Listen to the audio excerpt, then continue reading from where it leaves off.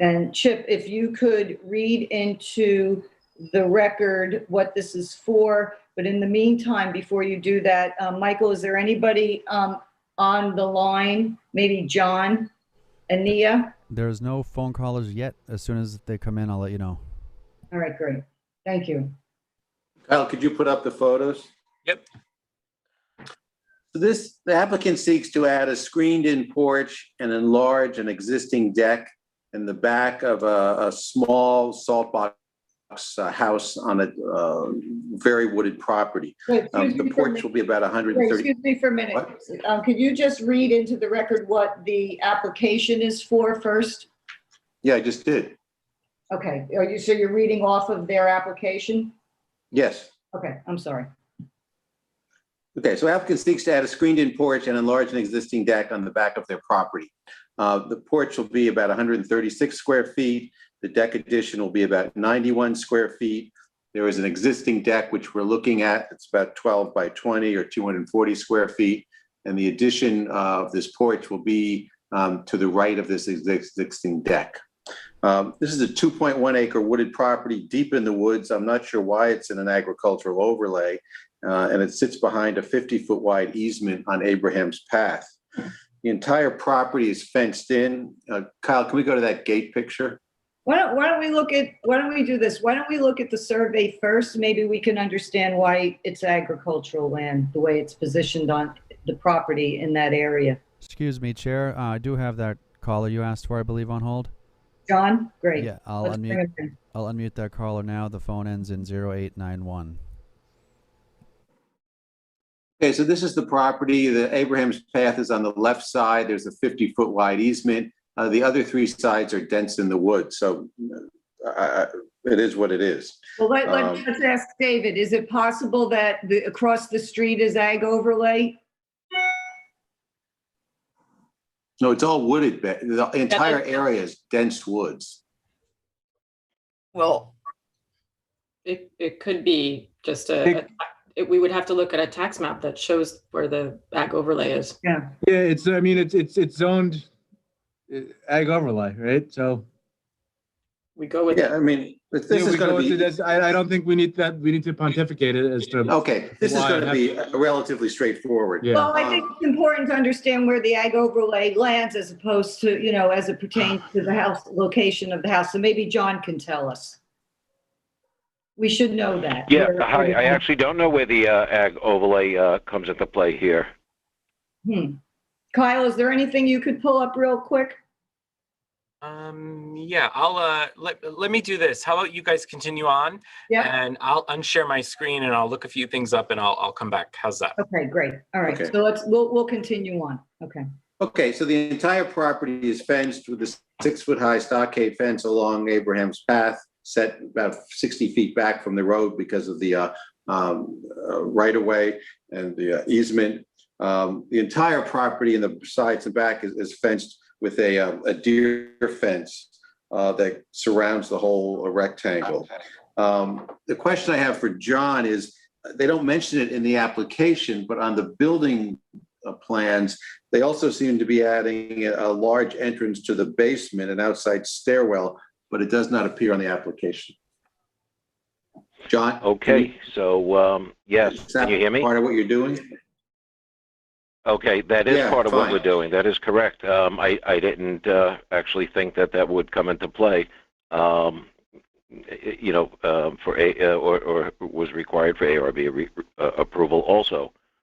Is it above grade and require a building permit? It's below. We plan on filing for a building. Yeah, we plan on filing for a building permit for that with the building permit for the screen porch and deck. And it's below grade? The steps are below grade, yes. Grade. And then the railing at the top, the railing at the top of the walls would match the deck railing. It still So there is a railing in the staircase. Yeah. Is it above 4 feet? It would be a rail. They would have to be. I'm sorry. How tall is the railing? 36 inch. Okay, so it wouldn't come under our purview then. Because if it was over 4 feet, Okay. you would need approval for. Okay, no. Yeah, just a 36-inch high, really. Right.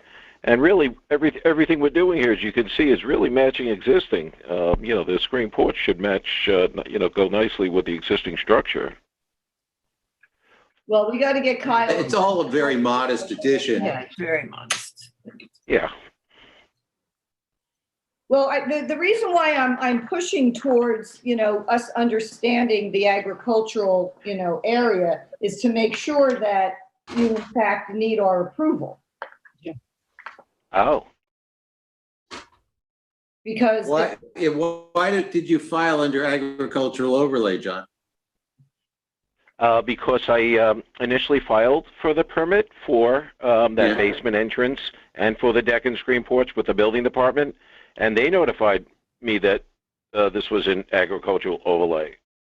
Okay. Okay, so David, you wanted to say something? Yeah, I think that you could, just operate on with the knowledge that it's zoned ag overlay, then, kind of couple that with the actual, reality of the property that it's a wooded area and kind of treat it accordingly. The bottom line is that it's zoned ag overlay. So that's why it's in. Okay, I just wanted to, Chip said he didn't understand why it was under, an ag overlay. I mean, on the survey, it doesn't show any ag properties. That's why I was suggesting maybe it was across the street. And Kyle, I don't know where Kyle went, so I don't want to hold up the meeting. So if we can get Kyle back somehow. Betsy, this is a very straightforward, modest addition. I mean, we would approve it. I think anyone would approve it. It's very simple, and it's not out of scale or anything. So Here he is. Okay. Very well. So yes, I confirmed with our senior planner, Eric Shantz, the parcel abuts an agricultural overlay. So therefore it is. And where does it abut? In the back? In the back, yes. Okay, It abuts thank you right. very much. Okay. Right. So Chip, and Kyle, if you can pull up some of the renderings or the elevations of what the new additions are going to be, we can quickly go through that. Thank you for doing that. No problem. And this is quite a large piece of property, isn't it? Like 2 acres or so? 2 acres, Betsy. Yeah. So that you want to see the survey? Yeah, we saw that. Okay. All right. So we're looking for, we can go through Chip's pictures. Okay, those are the driveway gates. That's the back of the house. Whoa. The addition is between that railing on the left and the garage on the right. Those are the driveway gates along Abraham's Path. They're set about 60 feet back from the road. So they're really filling in that space with a small French window and the single door. And that the screen porch and a slight addition to the deck will fill that empty space. Just to the right of this deck, is that? To the right of the deck where there's no deck, and then there's a garage to the right of that, yes. Yeah, and the deck is being extended slightly to match the. A very small amount, yeah. Yep. 7 by 13. To butt up to the porch. Mm-hmm. Understood. That's correct. This is in the back of the house, not the front, correct? Correct. I don't see why we just wouldn't approve this. It's very simple. Well, we still need to go through it, Chip. Okay. So let's Would take a you look. like me to bring up the elevations and Please. such now? Mhm. They're very complicated. Okay. Well, we're just looking for the elevations.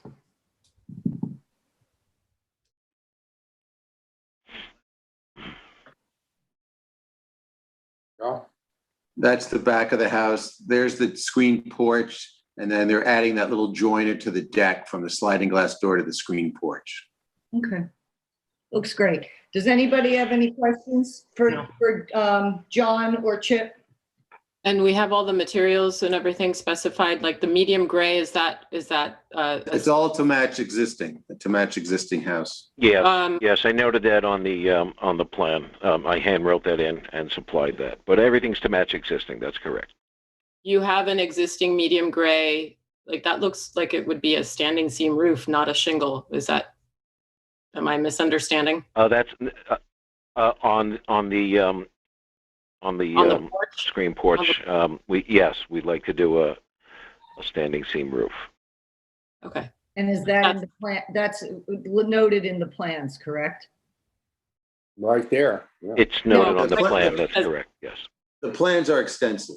Okay, good. All right. Yeah. The reason Yeah. being is because It- when we do the resolution, this is to the board and to John, that if we need to have all the Uh-huh. detailed information that we're referencing on the resolution, that we have to make sure that they're in the plans. That's why Esperanza was asking that. Okay, anybody else? Nope. Okay. Chip, Make a motion that we approve the deck and screen porch addition to the property.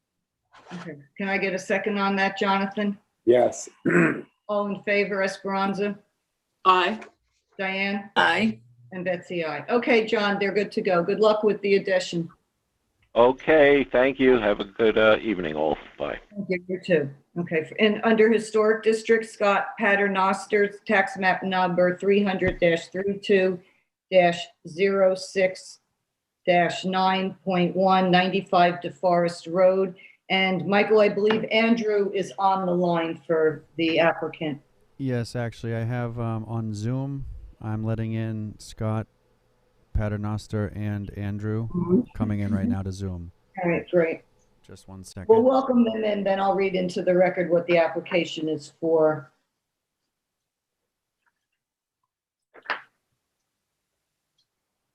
Hi. Hello, Andrew. Yes. Welcome. Hi, thank you.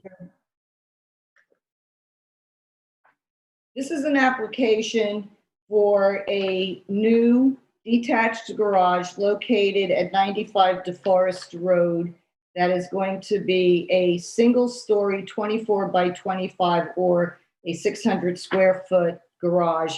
And this was before us within the last year or two. I forget exactly when.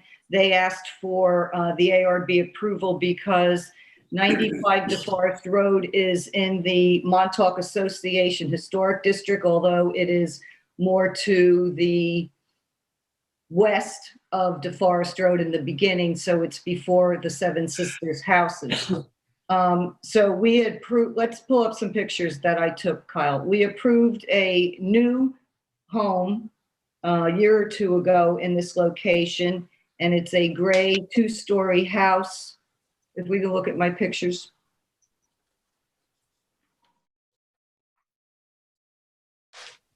Next one. Okay. Next one. The ones that there's one that I submitted of just the house without the garage. Here, let me check. Keep talking.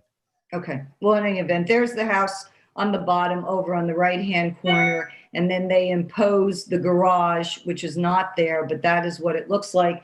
And in looking at the elevations, the rendering that they submitted matches the elevations and all the materials match the existing house. Is that correct, Andrew? Yes, that's correct. And it is a 1-story garage, correct? Correct. So it has a cathedral ceiling. And if we can go to the elevations, Kyle? Yep. We can just quickly go through them so you can see what the sides and the back of the garage look like. So there's the front over on the right-hand upper corner.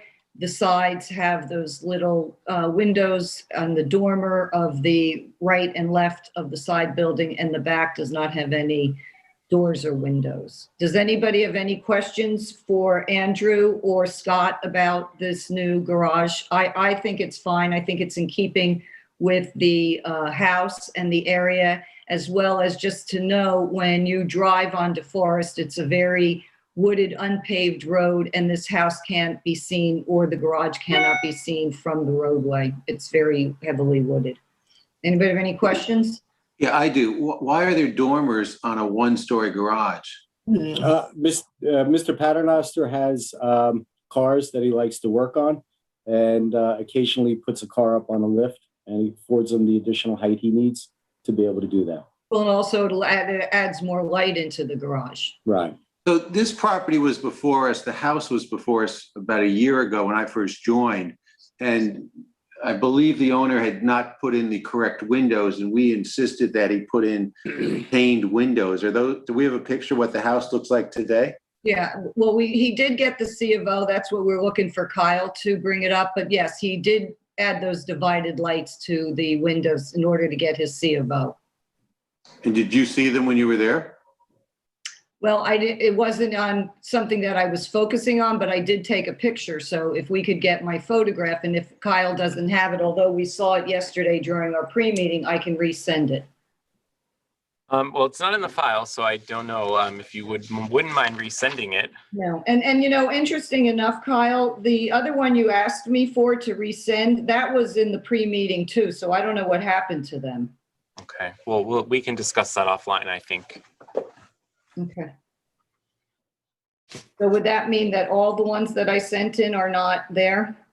No, it would not. But I can confirm that Mr. Paternoster did come back and install the divided lights as per the original approved drawings. Now, let me just, I don't know if we're going to be able to see them in the photograph. Chip, do you recall if you did the C of O? Yes. Right, After so he they put in all the paned windows. Yeah. Yeah, it was a long process. It was, I think he actually put snap-on grills in because the windows Right. were already So in. you're questioning whether the snap-in grills are still there? Yeah, because it's an easy thing to remove. Wow. The planner says it's there, I take his word that it's there. Oh. They're there. Yeah, they're there.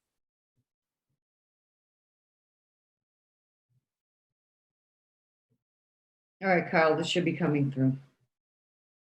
I can blow it up on my, Could just point out to the board that the guidelines for accessory buildings in the historic district is that, such as garages, is that they're small in scale. well, you know what? I have to tell you, I'm looking at these photographs and I don't see unless my camera didn't pick them up. Scott, you're on? Yeah, what are we talking about? The divided lights? Yeah, Yes. and the windows. Yeah, they're on the house. Was there one in that top window? I don't believe there ever was in that bow window. Yeah, maybe in that. Yeah. It was just on the first floor windows? It was all windows, Betsy. I remember this application distinctly. Yeah. I'm not picking them up on my phone. On the that's a kitchen window there. That picture window. Here's Yeah. the photograph on Yeah. the screen. Oh, I don't good. see any divided lights at all. I don't either. They were There's there the last time I was there. yeah, Well, this photograph was from last week. there's divided lights on the first floor. Yeah. I think.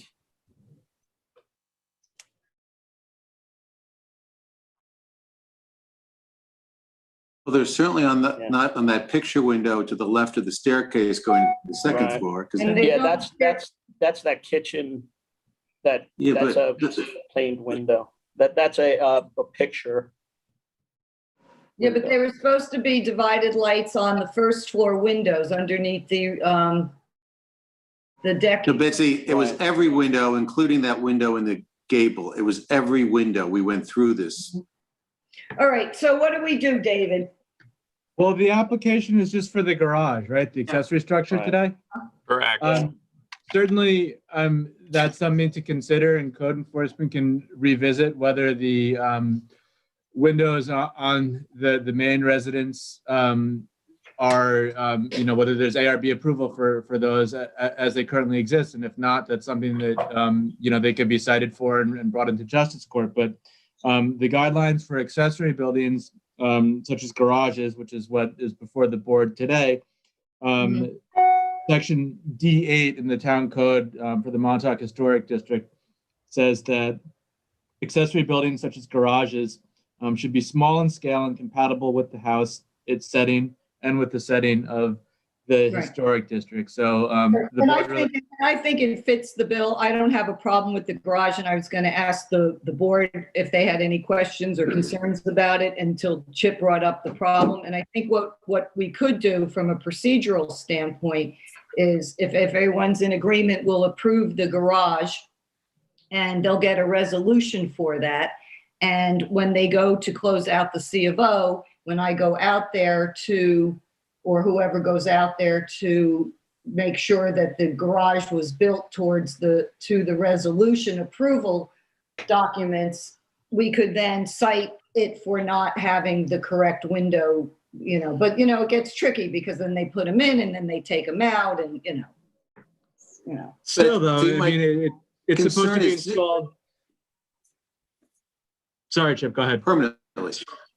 But Betsy, just think about Sean McPherson in that garage, which we made them rip the second floor off.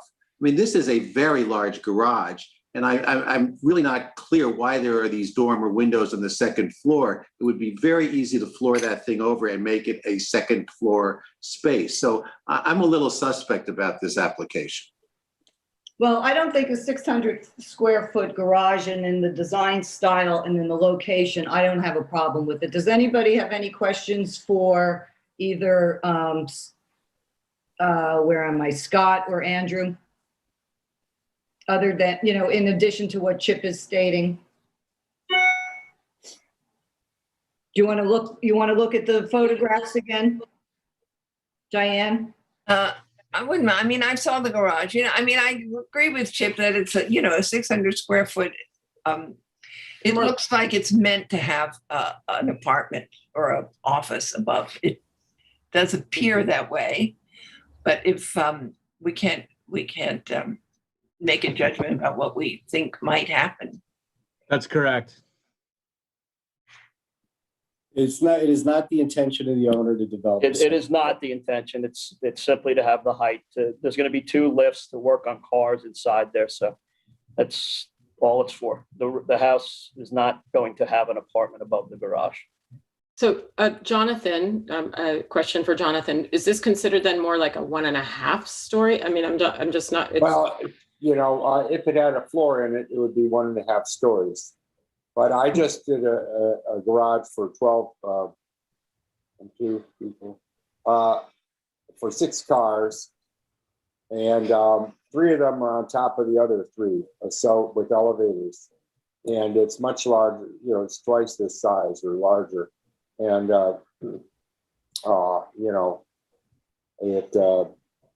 it's perfectly a garage. If you got, when you have elevators and Ferraris, you need this stuff. Right.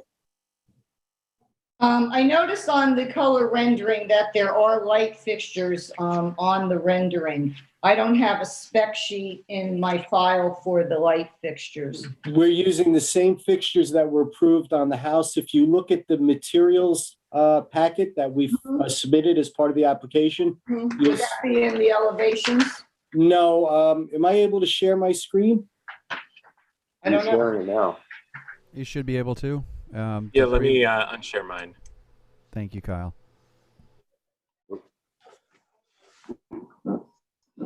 I don't see anything in my file about materials other than, oh, here it is. Yes, here it is. I see.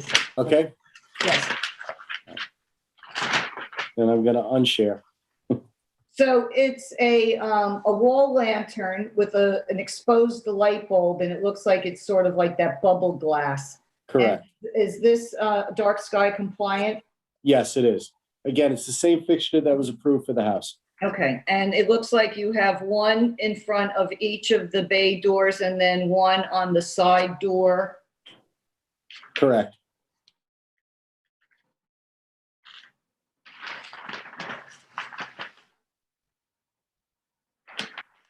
Anybody else have anything, Esperanza? No, I don't have anything further. All right, and there's only one door on one side, so there's 3 light fixtures. So I'm going to make a motion to approve this application as presented. Can I get a second on that, Diane? Second. All in favor, Jonathan? Yes. Esperanza, Aye. and Chip? Yes. All right, and like I said, we'll revisit the window situation. I'll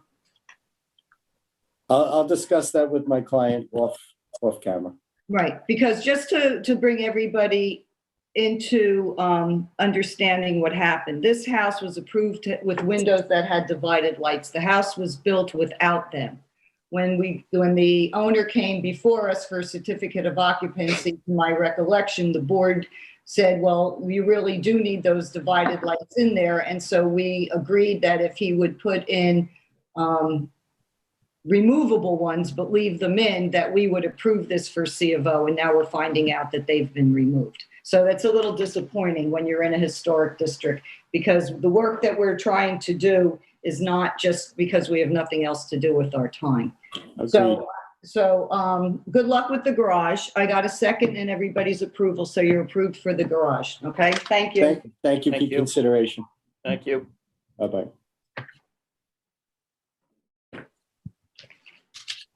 Okay.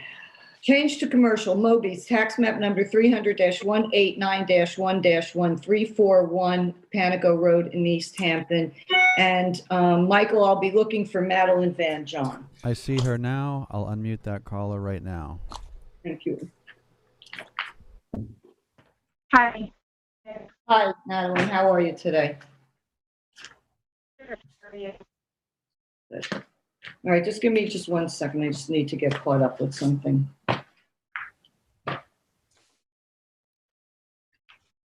Okay, this is an application. Oh, and also just to let everyone know, Jonathan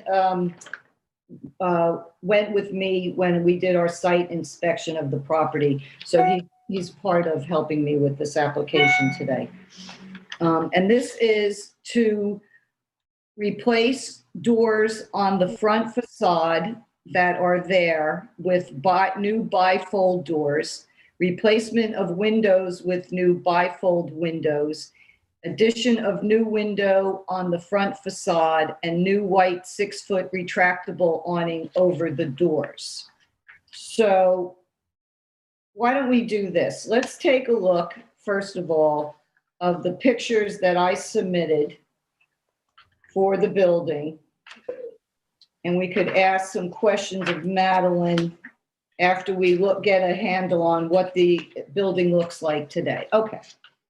So everybody's familiar with Moby's, and unfortunately they had a fire, so they're under construction and trying to get ready for the season. And my understanding is that, and Madeline, what's the owner manager's first name? Lincoln. Lincoln? Thank you. Lincoln. Yeah, okay. So fortunately, when Jonathan and I were poring over the plans, because something didn't make sense on one versus what was there, what the plan said, fortunately, Lincoln came and he was able to give us some idea, but he said that he would then resubmit new plans because some things had changed since we had originally received the plan. So this is the doors that are shaded in green, the 3 set of these open doors that open. They're replacing these with doors, bifold doors, but that have the divided lights in it, similar to the windows, to give it more of the historic look, and so that the house has a little bit more of a cohesive look to it. The windows to the left, those 4 casement windows, I believe they're changing those out, and we'll look at the plans for it. Originally, Madeline, there were windows along the side of that 4 casement window. There, the 3 of them or so that were going to be swapped out. Has that changed with your new plans that were submitted? Original plans included some changes to windows on the other facade around the side, and the new plan deleted those references. So we're only talking about the front right now. Okay, so the west elevation has no change to any of the windows at this point, correct? Right, that's correct. Okay. Yeah. Thank you. All right, so can we then just go through my pictures real quick? So I took a couple just from different angles. Yeah, wait, can we go? Yeah, stay right there. Madeline, do you see those two windows to the right of the front door? Left.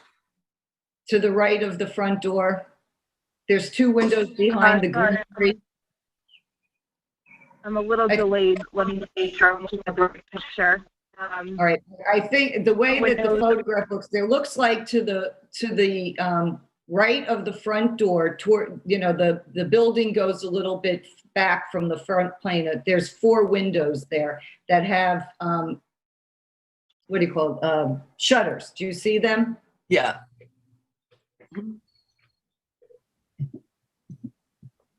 Which And there oh, all the way over on the right side.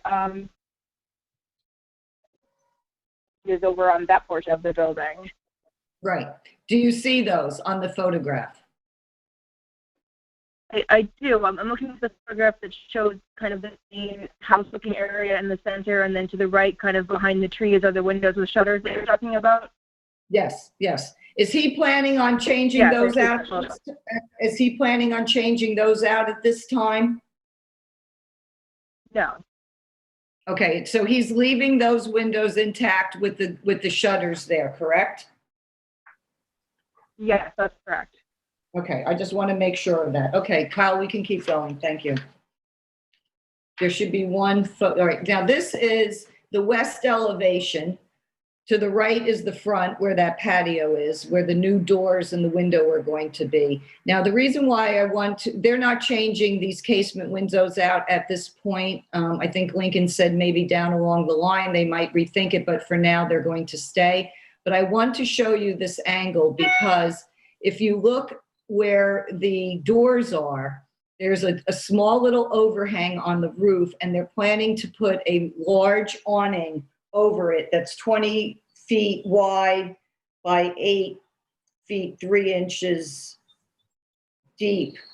And we're gonna have a conversation about that. So it seems to me, since they're using bifold doors, and that's the dining room, that they're planning on opening those doors and having seating on that deck, and that's why they want the awning. Is that correct, Madeline? No, that's not what they're doing there. The reason they want the full doors is basically just to increase airflow inside the dining room. The awning is retractable, so it would only necessarily keep. Madeline, you're breaking up. You want to call us back? You're breaking up. You want to call us back? Can you hear me now? Better. Hello? Yeah, hi. Okay.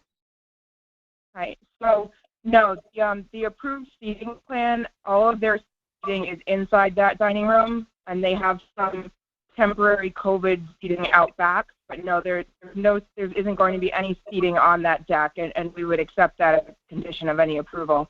The plan is basically just cover over the bifold doors in the event that there's some sort of bad weather. Well, if they're not seating outside, what would that matter? You're saying because the doors are going to be open?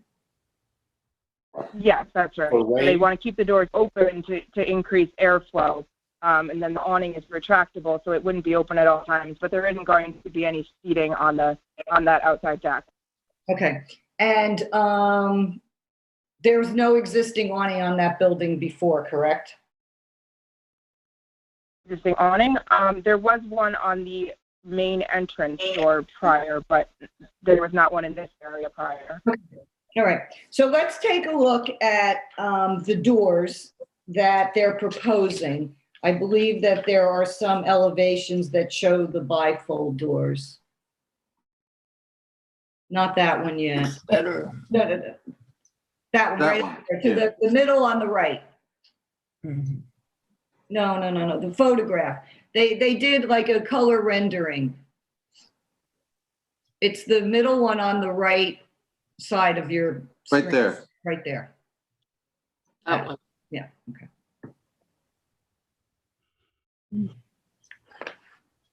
But So they're that- not bifold. That's what the new doors are going to look like, which I think is a complete improvement. I Me think too. it brings more of that historic harmony to that addition that was added. I'm not so sure about this big picture window, though. I feel it's like a disconnect to the rest of the No, house, that as is well as disconnect. the new doors on the dining room. Mm. Jonathan, you have any So comments? that actually, that, This is an old photograph, and those are regular French doors, 3 pair of Oh, French okay, you're doors. right, you're right, you're right. And This is what so you this see window was there photographed at some point. there. Mhm. Right, okay, thank you for clarifying that for me, okay, Okay. all right. So, let's So they look were- at, Betsy, they're replacing the doors with no panes with pane French doors that actually are the original doors in this photograph? No, That look like them. that look like, yeah, so basically Yeah. what they're they're trying gonna to be do is go back bifold, to. which means they'll Excuse me, fold all the way, Jonathan. all the way into a wall, and it'll be 18 feet of open space, no columns. Oh, I see. So there won't be any there won't be any supports between the right. pairs of French But doors. this photograph is to show that they're using these type of divided light doors. Which is great, yeah. It matched the windows. Right. Okay, so, Kyle, can we get some pictures from the elevations that they submitted so we can figure out what's going on with this one window?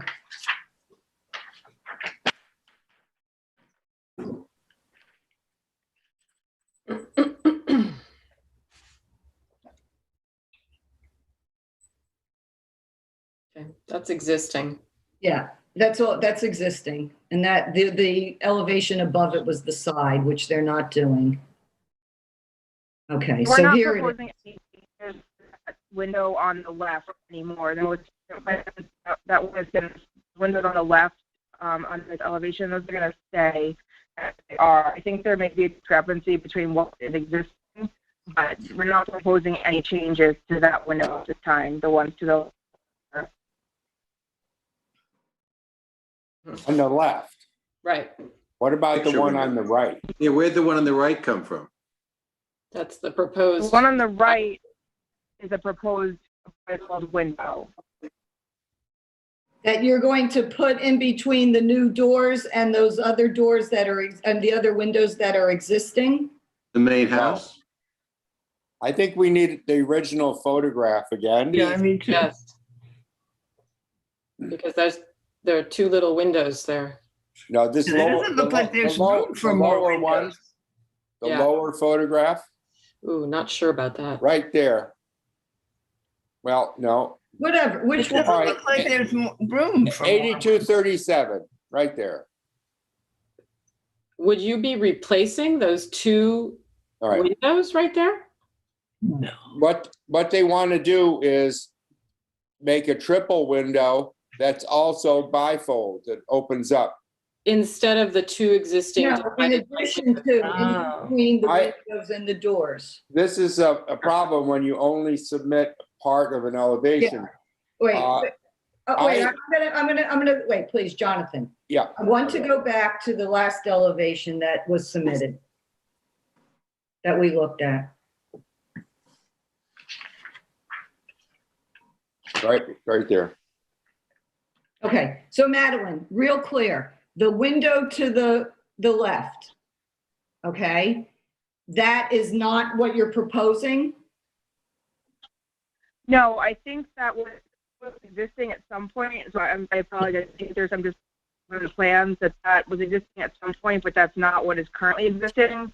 We're not proposing any changes to what is currently existing there, so it would stay the same as was in the picture from the site visit, which There is, Those aren't the windows that are there now on the left. Yeah, I believe that was. wait, everybody, please, listen to me. Madeline, you submitted and we received on June 8th, this photograph, okay? Or this rendering with that window. I am not gonna sit here and go back and forth about, well, we changed our mind again. We can't operate like this. There's nothing here that I can approve. I can't approve this elevation because the window isn't gonna look like this. And we don't know what the windows are on the right. Where did they come from? Yeah, we have no idea what they are.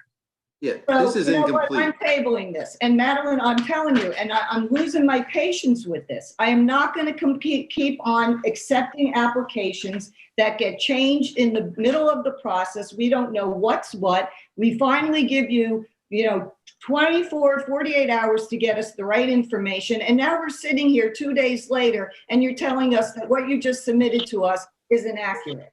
Let's take a look at this awning because I want to give her some direction on this, and then I'm tabling this. Could I comment on the triple window first before you do that? Go ahead. I don't see where they're going to put that.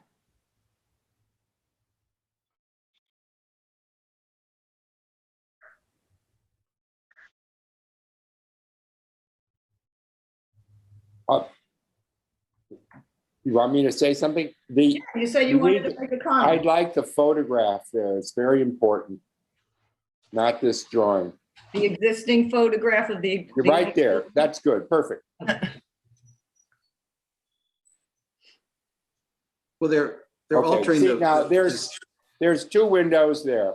Mm-hmm. They're going to make it into three windows. They are going to be different windows because they're bifold windows. I got that. These are probably 19th century windows or similar type, window like the other four windows on this elevation. There's three above, three below, and the door and so forth. I think that, and this faces the street. I think that one can almost do anything in all these other little, octopus arms around the building. But in order to maintain any credibility at all as a building, as some kind of architecture, you need to have that facade underneath the gable roof there, front entrance, to be a whole piece, not a combination of modern and or useful or whatever. It should have the windows that they have now and not be changed. Otherwise, the whole I agree. feeling. Jonathan's absolutely right. You're destroying the integrity of this house by doing what they want to do. And- Let's move on. Right. And now that I understand that, and thank you, Jonathan, for that, I just thought that they were placing it in that small section, but they don't even have divided lights on those three windows. So there's such a disconnect to, we want to keep the historic nature of this, but then they're throwing three casement windows in there that, that don't make any sense architecturally. And I find this awning to be unacceptable. Well, there's going to be something going on out there. It's not going to just be open space. Well, that's not the point. The point is it's not in keeping with that scalloped valance. It's not in keeping with this sort of spare nature of this building. So I'm not in favor of this type of design of the awning. I'm tabling this. Okay. Can I just ask, I'll take the comments on the windows back to my client, make changes regarding that. Madeline, you're breaking up. You're welcome to call back and on a better line. I can't understand a word you're saying.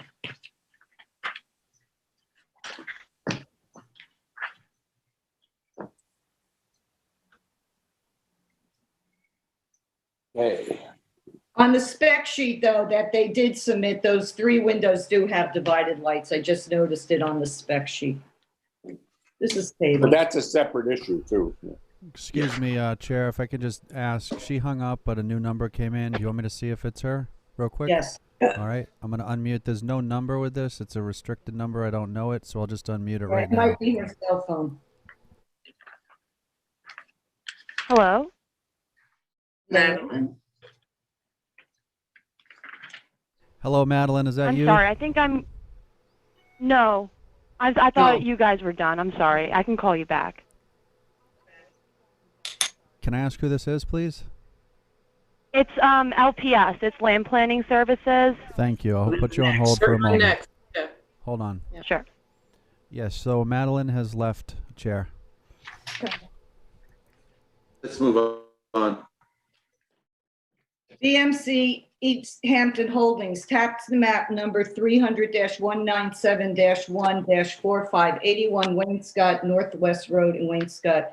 And who do we have on from land planning? I'm going to unmute them again right now. And Miss, go ahead, identify yourself. Hi, my name is Isabel Peters on behalf of Land Planning Services.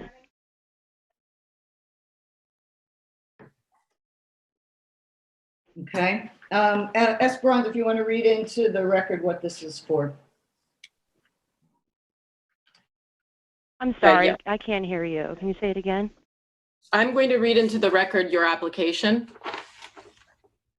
Oh, okay, yeah. I'm applying for. Hello, no, I will. Oh, sorry. Okay. The application is for, it's proposed 2-inch by 10-inch cedar horizontal boards to run perimeter walls. It's a 1.5-inch overhang. Proposed color modification to existing 1-inch by 6-inch vertical siding, cedar siding to be painted white. Proposed changes to existing roof line and new cedar on roof will be left natural to weather. So these are all exterior changes to this building, which is at the corner of Montauk Highway and Wainscott Northwest Road. So it's a fairly prominent building that's currently quite derelict. So an improvement is something that we look forward to. But it will be helpful to understand better what is being proposed for here because because the rendering and the elevations aren't exactly detailed enough for me to understand. So I don't know, Betsy, where do you think we should start with? Let's take a look at the pictures of the existing building so we could get an idea, so the board can, refresh their memory about what this building is. Great. Yes. Thank you, Kyle. Yep. Oh, that funny building. Yes. This funny building. So it's been so awful. Well, it's kind of a cool building. It just has awful little details, but this is the back of it. So this is facing Montauk Highway. It is part of this Mid-Hampton Square where it's Galanti Architects or builder and the medical, the Wainscott Walk-In is in this same little square with the parking lot in the middle. So they share that parking lot. So this is the rear facade of that building. I want to point out one thing before we move along, if we could just go back to that. Keep in mind these angular window treatments on the back and 2 on the side, how they sort of point out in an angle. Okay? Yes. And I really emphasized how this, there is this overhang that is on every corner. You see there's soffit lighting or lighting underneath, the hi-hats underneath. And that's the western facade. And that's the front. And then you have beyond that is the Goldberg's building. Past that is the seafood shop. So you can get an idea. As you can see, it's all really overgrown and very, very, very derelict and could use some cleanup. I took this photograph so you can see clearly the vertical siding, which is actually quite nice. And also the existing windows, it's stated that those would be kept and they're sort of a black metal frame. And there's that roof line again, which is going to be altered. And that is from the east side, east vantage point. And you see there the sign that says Mid-Hampton Square. Never noticed that sign. Me neither. That's weird. Because it's really severely overgrown. Really? So this is a really prominent corner is what I want everyone to be clear on. And I am assuming, and maybe we can pull this picture up to get an idea since we don't have a really great rendering from the applicant. There's a building close by, which is where Serena and Lily is. Oh, yeah. And maybe, Kyle, if you could pull up that picture from the ones that I sent you earlier. Yep, I have that. Hold on. Because I believe that it's something similar to this that is being proposed. Really? However, I can't quite envision how this will work with those angular windows and what is there. Also, keep in mind that the building behind that building, which is part of that square, has the same architecture. So whether or not we love it, there has to be some kind of integrity to the whole. Well, let me ask you this, Esperanza, and also as well as Isabel. I'm looking at the elevations. Let's take a look at the elevations really quick. The drawings from Ann Sherry, not that one.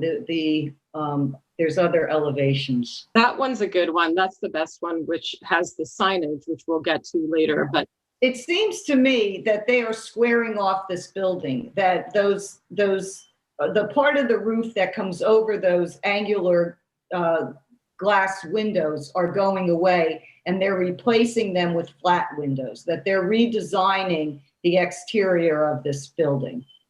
That's my interpretation of this. Isabel, is that correct? The only thing that we're proposing is to change the existing roof line. We're not trying to change any of the doors, windows, or the shape, I would say, of the outside, like of the bottom of the building, but rather just replace the cedar for the entirety, and then just paint the bottom half of it white, and then keep the roof line natural, and just squared off.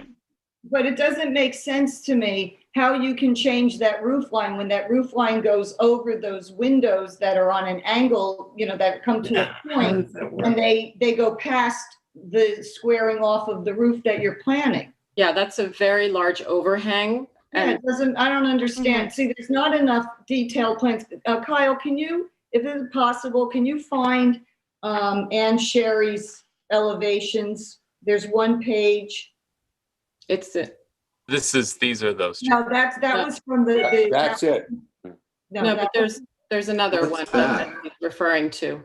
If you turn to the second page of her proposed changes, it will show the floor plan of the building, and here you can see the dimensions and the back of the building where it's all angular, and where the proposed roof line would expand to. So I'm not clear. There's a portion of the roof line that will be squared off and then a portion that won't? I mean, is this the existing, and what's the proposed? Because this looks like. This is proposed. This looks like it's existing. I don't even have that in my file, this 8. I think I have 2 copies, Betsy, so I have a feeling that someone didn't get one. Yeah, I have duplicates. Is this going to be an office building? Yes. I believe so. Yeah, it's going to be a mortgage banking, like real estate, private. Yeah. It's right here, Chip.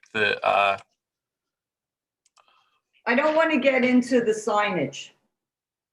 But why do we have that office? Why do we have this? That is the proposed signage. We're not there yet. Okay. And we'll stay on the other one. Maybe we could look at that rendering that was submitted last with the drawing. You had it in there just now. That doesn't really. This one on the middle, proposed. Middle right, no. Oh. Well, I'm just giving you another view here, Esperanza. Yeah, that's the floor plan. All right, leave it there, please, just there for 1 second, okay? I don't understand this. I know. Do you see on the right side, it has this little dotted line where the roof used to be? It looks to me that they're taking that off, and then on the left side, they're enclosing it. Right. But it's not clear how because this makes it look like the wall ends, and those angular windows are part of that wall. But if you look at my photographs, maybe I'm misinterpreting, that overhang, I don't know. It's not going to look like the Serena and Lily building, which is just square. Well, yeah. This is. Well, that was an old garage, so it was totally different building. Yeah, right. This is, well, but I mean, it's the same idea, but this is going to look like top heavy if it's going to have a sort of an overhang and squared up like that. I just don't, I can't visualize this. You know, I've been struggling with this since I saw it. So let me explain what happened. When this application came in on June 1st, I called Lori Wilshire and I said, Lori, I can't visualize what this is. I don't have a photograph of the actual building, so I don't know what I'm looking at. I would need photorealistic color renderings of what you're proposing so that we could understand and make approvals if necessary, and that we can understand what we're approving. So Kyle, if you can go to the drawing that We received, yes. yes, that Ann Sherry sent in. And it was attached to an email that she's felt that she didn't have enough time to do this. But I gave them a week. This was submitted to Lori on June 1st, but we didn't get it until June 8th. well, it was stamped, June 8th it came in.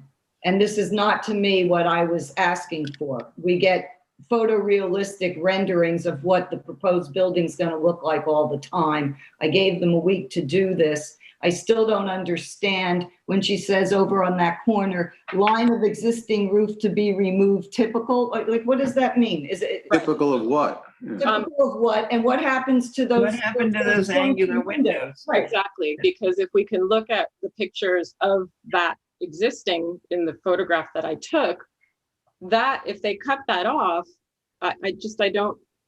you can't. No, you can't. All right, well, it's a little odd. These windows are butted single pane glass. It's like a Frank Lloyd Wright window, but butted it. And there's 3 of them. In the drawings of the elevations, it does not show that they are abutted. It shows that there's a frame around them.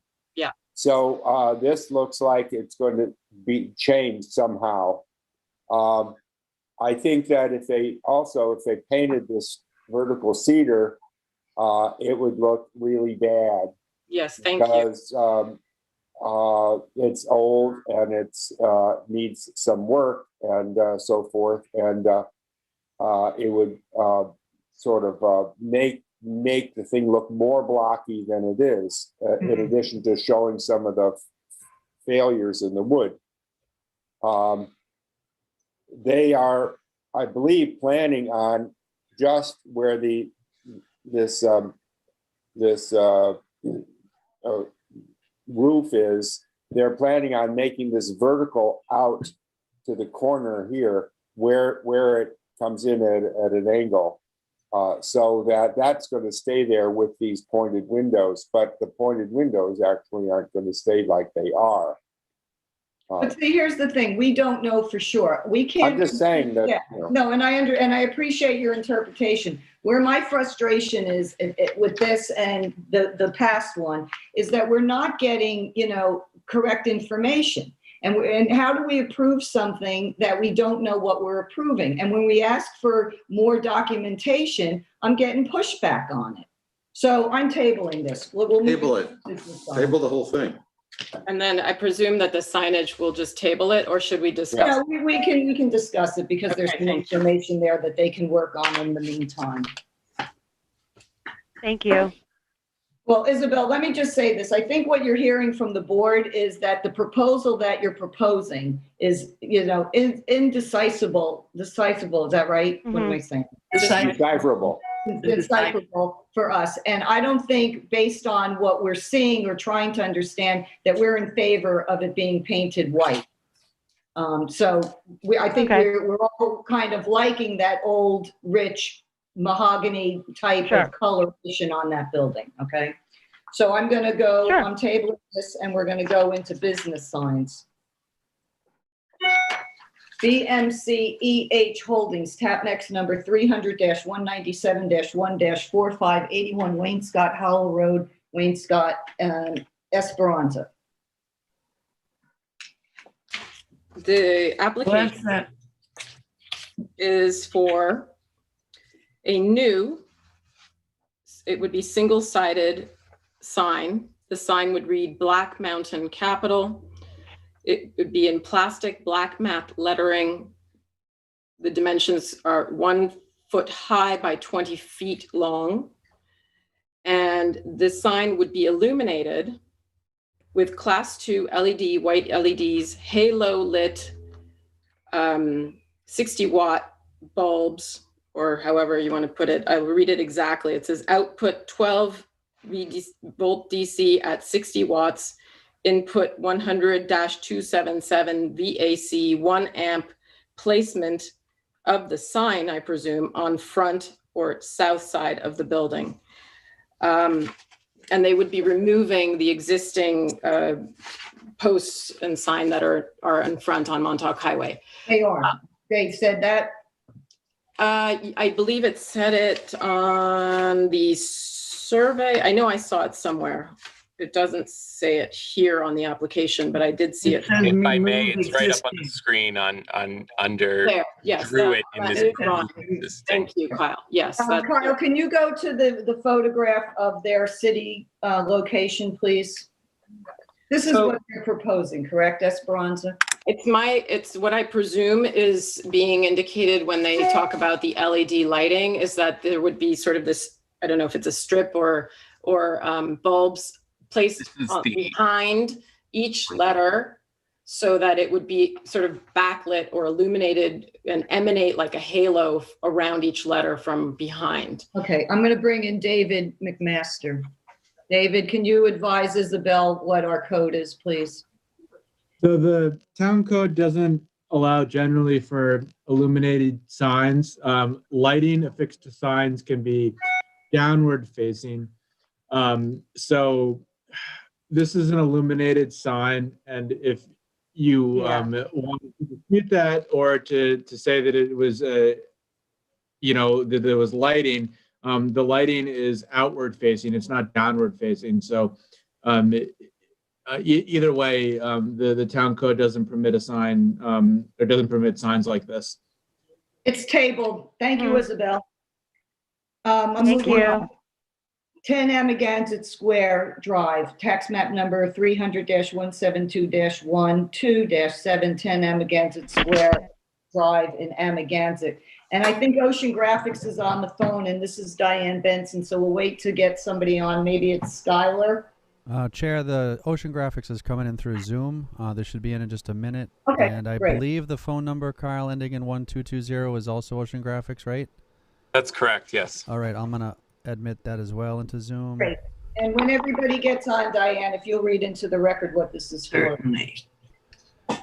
Excuse me, is there a representative from Ocean Graphics on Zoom on the phone? Is that line open? Yes, that's open. Hello. Hi. Hi there. What's your name? Skylar. Hi there, Skylar. Okay, this is an application for two 74.5-inch black pin mount letters, one 38-inch and 1/4 black aluminum pin mount letters. This all doesn't make much. Kyle, if you could show the proposal. Yes. I appreciate it. 12/24 by 1 double-sided sign. Okay, a total of 4 signs. They're very, I find them very sophisticated. I mean, we have nothing to go on but this proposal because the building is vacant, and I don't know if that's my picture or their picture of as it is. This is their proposal.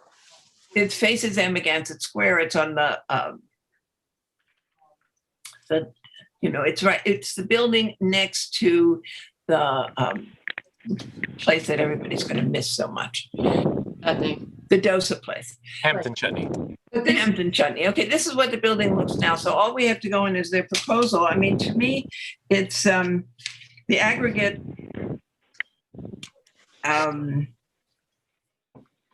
The aggregate, by my calculation, the aggregate of all the lettering is only is less than 11 square feet. And I think it's very sophisticated, and I think it's fine. I mean, I have nothing else to go on. all right, I just want to say this, and tell me if I'm correct. This is the Mandala Yoga building that came Yes. before us last meeting for new doors and windows because they're splitting the space in two. So I'm assuming that Jenny Kane is taking the southern part of this building. Is that correct? Yes. Yes. I assume. But the eastern side, The Eastern. And you Right, said Eastern. I'm sorry, the eastern one, yes. Eastern. I mean, the building is on the southern side of Amagansett Square. But it's the eastern side of the building. It's next to the Dosa place. And that fourth sign at 12 by 24, where is that supposed to be located? So that's going to be the blade sign that's going to be hanging off by the door so that it's visible from, I think she wanted it to be visible from the road as well as people walking by, because it's going to be a little confusing for newcomers to East Hampton, knowing that that was Mandala's studio and now it's going to be split in half.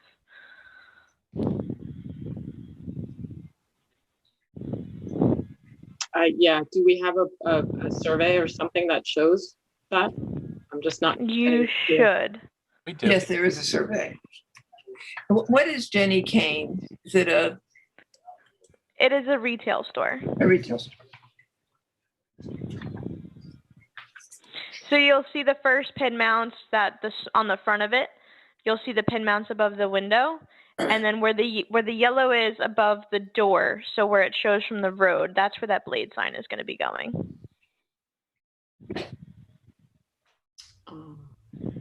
It's hard to see. It was marked in yellow highlighter. No, I see the highlighter. I just can't get situated. Okay, kind of. You say the road, you don't mean Route 27, you mean that internal road. No, Yeah, well, where you see the front sidewalk, there's two highlighter marks on the front of the building. So the bigger highlighter mark is going to be the pin mounts above the window. The smaller mark where it's marked by the sidewalk is the blade sign. that's the west side of the building. It's sort of northwest, yeah. It's not the side that we were talking about a minute ago. Okay, here is. So confused. This is actually, this is facing west. I don't think it's a square. Yeah, here's the grass. Here's to the left is the lawn of Amagansett Square. Where it says reserved area? Where it says reserved area B. Mm-hmm. To the right, that building is what it is still the Dosa place. Yes. Okay, so on the right-hand side. Yes, the one right. On the right. Towards the other parking lot where the what do you call it? The barber is. Yeah, I think that's the barber. Yeah.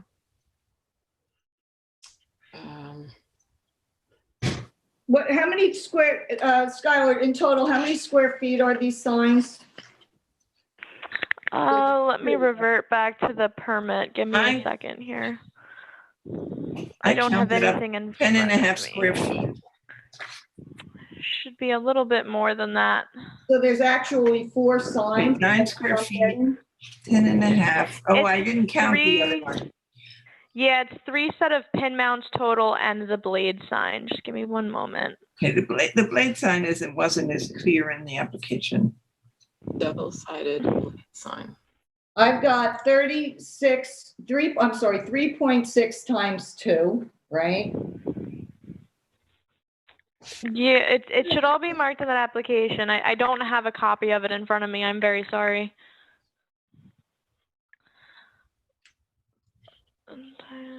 The application is up on the screen. Okay, the blade sign is 2 square feet. The other signs equal 4.5 times 2 is 9 square feet and 1.5 square feet. So Yes. it's well under what's allowed. I would just like the total amount of square feet that. I think it's 12.5.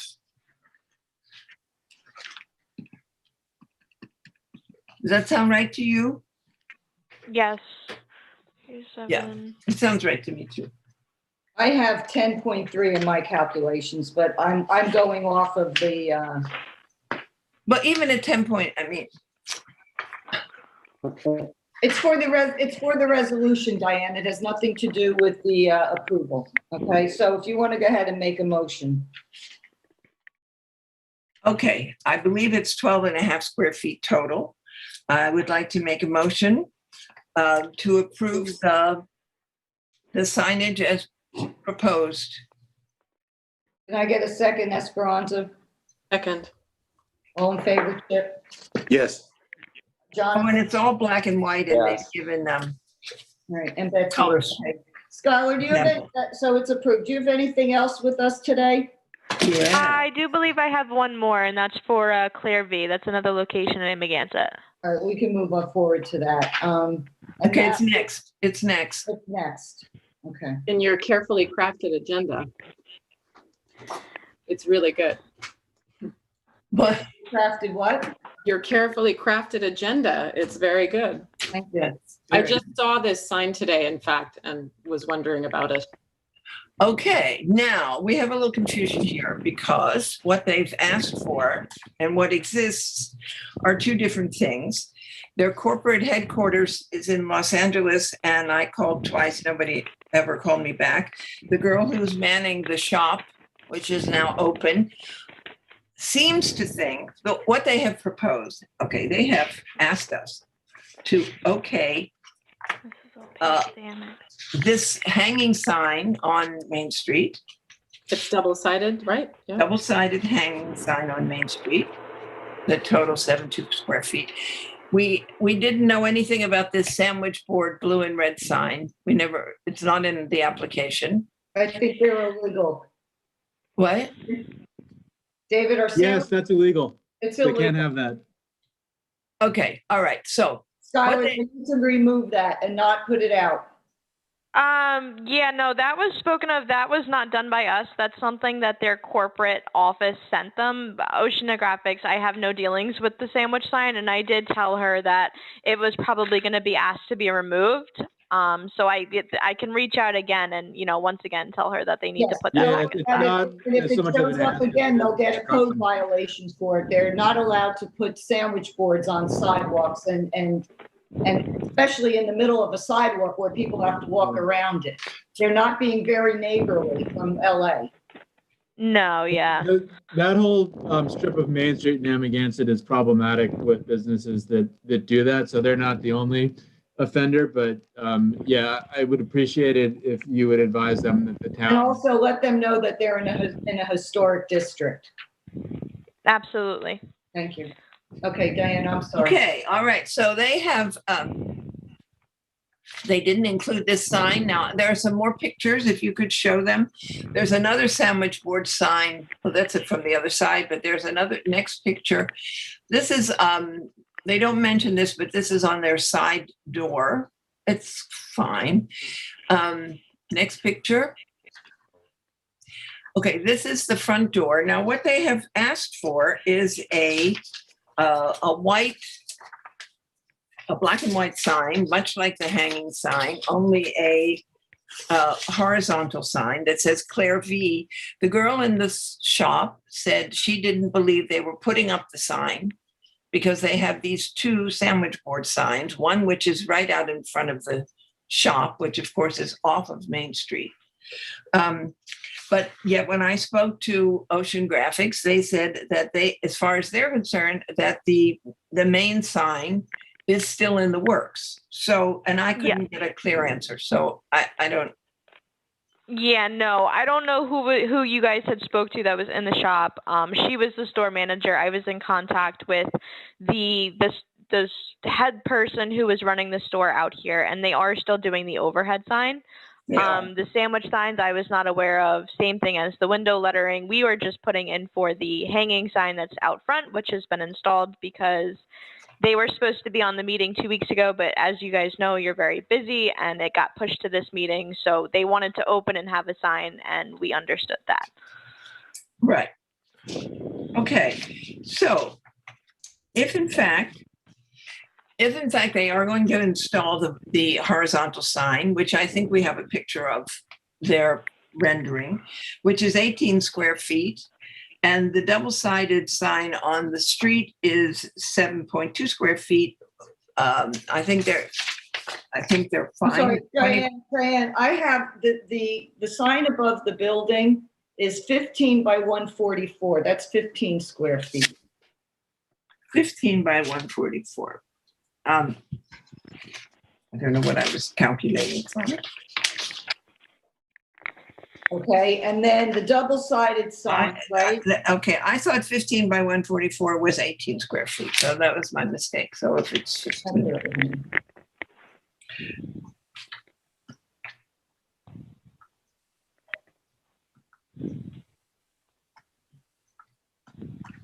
Okay, and then it is 17.28 square feet.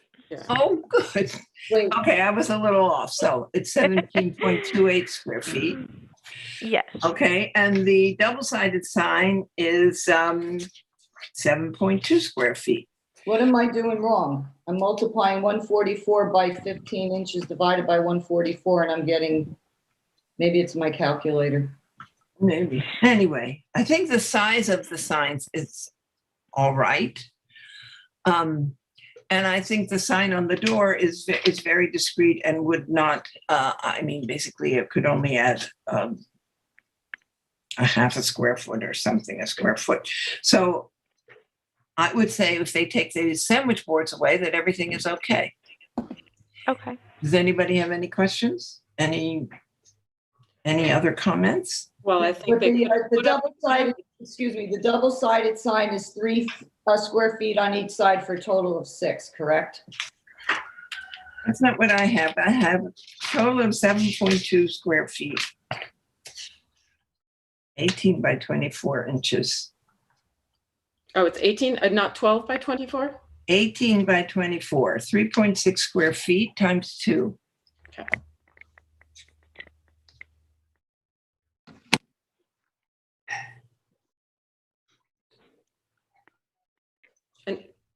And the only thing, you know, I mean, we approved this.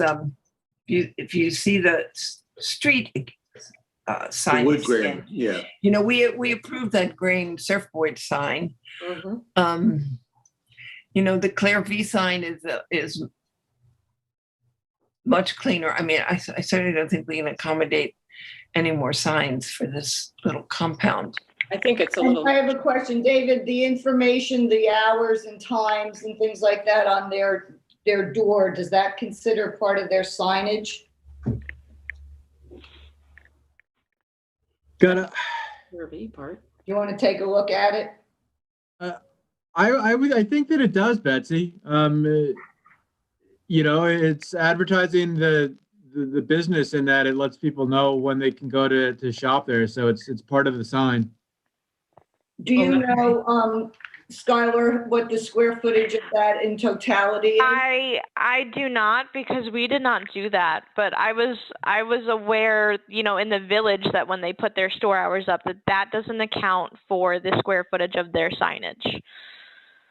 I don't know. I don't know how the town is, but I know in the village they don't account the actual store hours for their signage.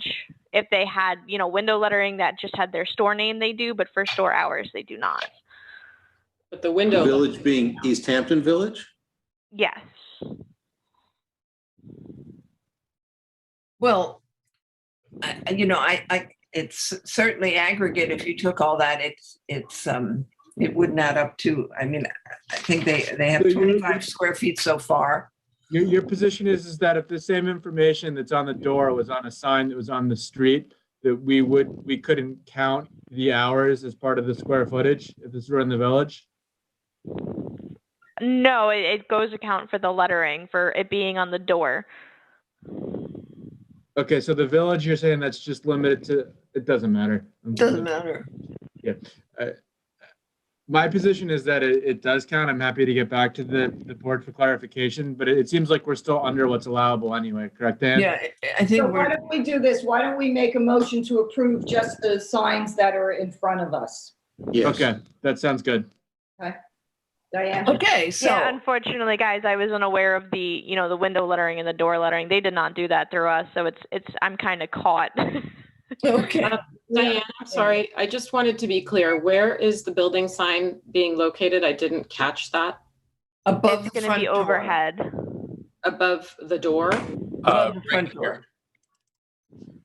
And it would. There, above the door? Yeah, they have a rendering that's very, very nice, which shows it in situ. Okay, I and don't that know what's door, happened to that it. door doesn't face the street, There correct? you go. No, it doesn't face the street. Yeah. There's that little yard, grain surfboard is back there, a few other things. This is the side building. Yeah, well, personally, I think it's a little bit presumptuous of them to have put in that sign on the street before coming to us. They could have put their sandwich board up and waited until we reviewed this, because I saw it, caught my eye today. Good advertising for them, but I think, you know, we went over and over the grain signage, and I think that it's a lot of signage there. It's a lot, those two posts. It is a lot in that little yard. Well, they're Cluttered, it looks like real estate But they're sign. replacing a sign that was there that was sort of on its way out, it's falling down. There were two signs in that section originally. Oh, there were? Yes, when Green, I forget who it was. Was it Body Tech? Somebody had a sign. Body Tech is, Body Tech, yes. Body Tech is no longer there. Right. No. I don't know if they're no longer there, but they're obviously replaced it with this sign. So there wasn't an existing sign in that spot for a total of two. Because I remember asking the guy from Grains to ask them if they could shore that other post up because it was falling down. All right, so did we make a motion on that, Diane? Yes. I make a motion that we accept, that the ARB accepts the double-sided street sign and the single horizontal sign on the building As presented. as presented in this application. Sure. Can I get a second on that, Chip? Second, All in favor, Jonathan? Yes. Okay, and Esperanza? Yeah. All right, and Betsy, yes. All right, Skylar, thank you.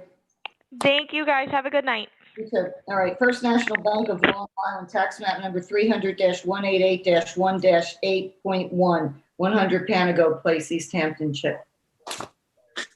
this is an application for signage for a new bank office that will be between Goldberg's Deli and ABOB on Route 27, right across from the East Hampton House. The signs will not be lit. There will be acrylic pin letters to the brick facade in the front of the building facing Panago Road, and pin letters above the door on a wooden background on the back side of the building. The front sign is 8 square feet.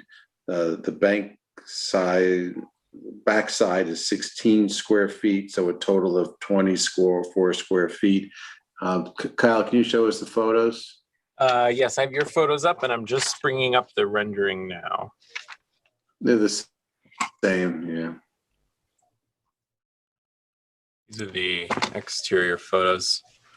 If you'd like to keep talking, I'll have the rendering up for you in one moment. I have no issue with these signs at all. They're very discreet. But the issue is that lingering sign that's on Panago Road that has the temporary ABOF's paint and the finials on it that we talked about months ago. Nothing has happened with that sign. And the issue would be if the bank comes back and wants to be part of that falling down sign. Well, the application doesn't say it, and is there anybody on the call for this applicant, Michael? Yeah, I believe, Chair, that the caller just came in. I'm going to unmute them now. The last 4 digits of their phone are 7600. Maybe they'll be able to answer your question for you, Chip. So this is the Panago Road sign. The middle of that building is brick on this side. It's a very discreet little sign. This is the one that's 8 square feet. And then Kyle, the back Hi, one. this is Shannon from Going Sign. Yep. Hi, Shannon. We're just going over the signage now. Perfect. This is the back side. So Goldberg's Deli is on the left, Aboff's Paint is on the right, and the sign will go above the door. And that's the 16 square foot sign. The signs are very modest. The only issue we have is this thing that lingers out on the Pantago Road that has been before us several times and nothing ever happens. I just want to make sure they don't plan on joining this sign with new signage. Are you talking about the existing ground sign? Talking about this Aboff's Paint sign, the Goldberg sign, does the bank have any intention of putting a sign on these posts? We are only applying for the wall signs right now. We are not doing anything with the ground sign. Okay, so at 24 square feet, the 2 building signs they are under. I find it totally acceptable. Wait, I just want to ask you this. I'm looking at both renderings of each sign, one above the door facing, in the park. Yes, what I just showed you, yes. Right, and one on above the window, and they're both the same size, and they total in totality 8 square feet. There's 2 of them at the same size.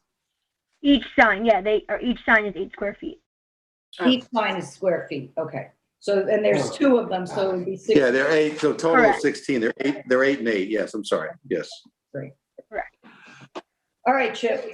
I make a motion that we approve the front and back signs for the First National Bank of Long Island as indicated on their documentation. Great. Can I get a second on that, Jonathan? Yes, second. All in favor, Diane?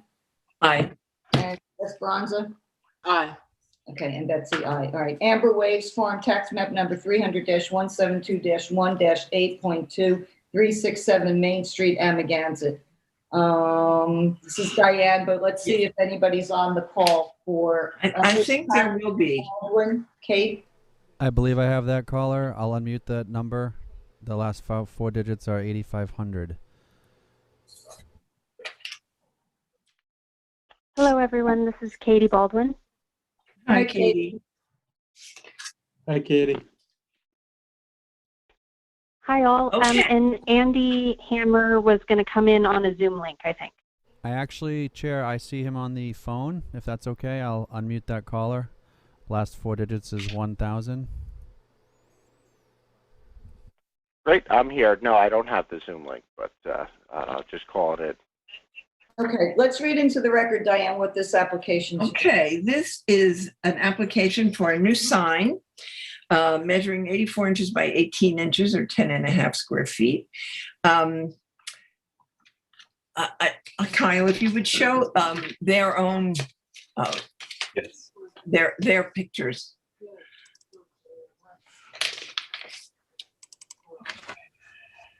The existing historic Amagansett Farmers Market sign is going to be removed. This is not correct. They're not submitting this charming one. This historic sign is going to be removed and put elsewhere on the property. And the sign that they are proposing is here at the eastern end of the building. Keep going, Kyle, to find it with the that they're not proposing anymore. Well, this is sort of reverse coloring. And that's existing. Keep going. There was a photograph that they sent in with their application. Yes. Yes, definitely. There were lots and lots of pages that I received that have become redundant. We'll just go page by page in the application. So it's 5 pages long. This is page 1. This is page 2. This is page 3. This is page 4. This is the wrong application, though. That's an old application that was withdrawn. That's an old application. There should be more applications because I got 3. And of those 3, only 1 is the valid one. Right, and I have in my file this. Well, then it would appear that information is not in what I even have in my possession in the file. So it looks like that was disseminated to the board, and then the information that was not part of the submission was left here in the office. But I Okay. believe they All right. Wait, excuse me, Diane. I believe they did submit it digitally, so you should be able to have Brittany find it and forward it to you now. Unfortunately, Brittany is not here any longer today. Okay, and who's taking that? Can we go back to that? What's your email address, Kyle? Thanks, Andy. It's K Vorpal, VORPAHL. Oh, I got it right here. I'm Perfect. Gonna send Thank it to you. I just emailed it to you right now. Great. I'll pull it right up. Kyle, could we go back to that? So anyway, what they're proposing is this sort of sea green sign. Reverse of this, I believe, that this is the green color is the ground and the letters are going to be white. The one where Katie and her partner are sitting on the roof. Could you show that one? That's what we're waiting to come. Well, we've seen that one already, so I know he has that one. No, he doesn't have it. We're waiting for Andy to send it to us. This So one. yes, there I it did is. send it. Well, anyway, there it is. So they're sitting between two existing light fixtures. Well, there are actually three. And they want to move those two existing light fixtures to the new location on the eastern end of the building where they're proposing this sea green sign that is 10.5 square feet. And that is the sum total of the application as I understand it. And are the light fixtures going to be in the same position on the building, or are they going to put them up over the sign? Up over the sign on the eastern end of the building where they're proposing. There is a schematic that shows, I don't know what, I had so many papers. I tried to get rid of most of them. There's one, there's a drawing with hand lettering on it. Kyle, maybe you have that. This That shows new sign location, existing sign location. No, unfortunately, he doesn't have the new file that they submitted, even though they did submit hard copies. This is right here. Yes, it is. New sign location. Okay, new sign location. Yeah. Existing sign location. So, at this on the eastern end of the building, and two of the three existing light fixtures over the sign, over the new sign. I don't know how I feel about that. About the light fixtures?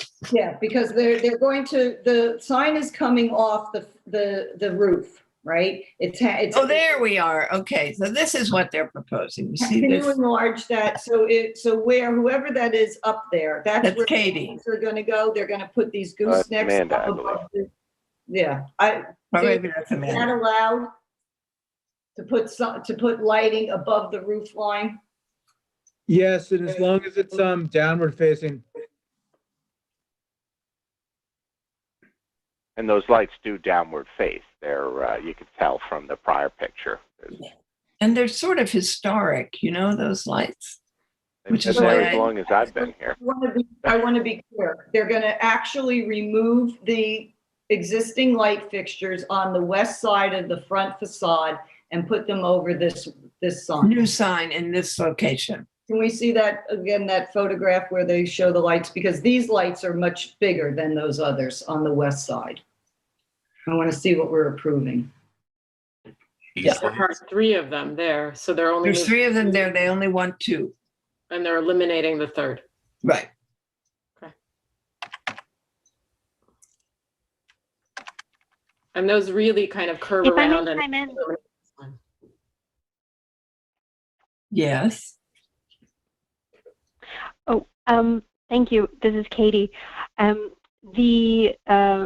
I'll just note the reason for the sign location change is the trees that have grown up in front of the existing Amagansett Farmers Market sign are such that you can no longer see that side of the building. So that picture is obviously taken in the winter months, so it looks a bit sparse, but right now it is nearly impossible to see that facade of that part of the building, which is why we chose to move it over to the east side of the building. Regarding the lights, I think I would say that we do feel that I mean, boy, are they historic. They are, I would say, charmingly rustic, and it, I think, plays to the building quite well. They've been there for a long time. We elected to stick with repurposing them for this new sign, and I think it's is a good solution instead of introducing a new type of light. Right. The only concern I have is the amount of light. I mean, I can see on your picture in the winter and Brave Girls on the roof that, you know, the light fixtures are above the sign, the Amagansett Market, and then you do have the other sort of barn-like white light fixtures underneath the I guess there was The overhang, yeah. Yeah, I guess there was an awning there at some point. Do you still put the awnings out in the summertime? Yes, the awning is currently up. We take it down in the winter months because it can't handle a Is there snow going to load. be an awning over those light fixtures underneath your new sign location? Is there an awning on that side as well? There is not. There is not. All right, so that's my concern. So you have those two large barn lights positioned on the building facing down, and then you're going to have two more lights up on the roof facing down. It seems like that's going to be a lot of light in that one corner at night. Well, it's less light than there has been because now Well, but they had an awning, and so the awning sort of shielded the light from coming down and competing with the lights on the building. I don't know, Jonathan or Chip, where are you on this? I think that having the two lights there is, you know, in the new location is fine. You can, you know, control the lights with a dimmer or putting in a softer light, you know, than Right. what type of bulbs are in those old fixtures now that are up on the roof? Are they fluorescent bulbs? Are they LED? What are they? Do you know? They As wouldn't far be as I can fluorescent. tell, they are not modern. they are They're very definitely old. not modern. They're probably that 100 does watt not old have- light bulbs. Yeah. And so did you say you're having these retrofitted or something? Are you having these with new? they're probably regular Edison screw-ins, and they Yeah, they're probably 100 watt bulbs from 20 years ago. also work, you know. So are you having any change to these light fixtures being done? I thought you said you were doing something to them. I don't think she said that. They're just No, moving they're just them moving No, I them. think and they just reducing moved it by one. Okay. Can I recommend that you don't use anything brighter than a 40 watt bulb in each one? Katie? That's a total of 80 watts in that one section above other lights. That's what we Yes, hi, usually. this is Katie. Yes, I would agree with that. And on the application, I noted that we were seeking to do a 40 watt LED warm. Okay, is that on the application? 40 watts LED. Yeah. Equivalent. So it's Yeah. it's 700 Oh, K. equivalent. All right. Oh, there it is right here, 700 LED, Okay, all right. 140 watt. All right. Is that Esperanza? And the do you have any warm means that it has a yellower light, basically. It's not the stark fluorescent Right. color. I'm completely fine with this. I agree with Yeah. the idea that they need to move it. I haven't been able to see that sign in a while, the existing sign. So I think it's appropriate that they have a new one. Okay, Diane? Yeah, okay, so I would like to make a motion that we accept this application as presented. Can I get a second on that, Esperanza? Second. All in favor, Chip, Yes. Jonathan, Yes. Betsy, aye. All right, Katie, you're good to go. Sorry that this took so long to get you to an approval state. And thank you, I know Andy. you all are busy, and I appreciate the approval. Thank you very much. Andy, thank you too. Okay, You all have thanks a so great much. night. Thank All right, you. same to you. And I just All right, wanted to make sure that with that new submission, like that all the specifications are in, Diane, Betsy? Like the color, Okay, the color. right? You know, I don't think they've detailed, I don't think they named the color. And for the We resolution. just have the visual of the color. I don't think it's named, but I'm sure they will be happy to provide it for us. A note that I'll talk to the staff to reach out to Katie and get an actual color of the background. Yeah, okay. I'm still on the line. I'll email them right now, but that's kind of their proprietary. That's all their shirts are that color. Well, I don't know what the name of it is, but yeah, all we need is some kind of Pantone name or number or something like that to reference. Okay. Thank you, Andy. That's call it Andy Green. Very nice. All right, great. I will make sure you get that. All right, great. Thanks. If they can just email that to Nora on tomorrow.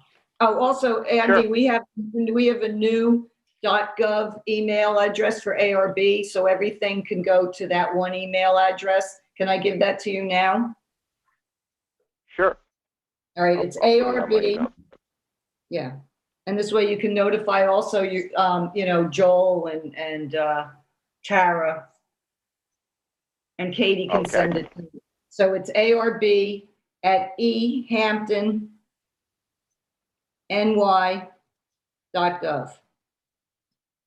All right, great. This way, that email address goes to all the staff that's working for the ARB in the office. All right, great. Great, thanks, Andy. Appreciate your help. All right. Have a good night. You too. All right, bye.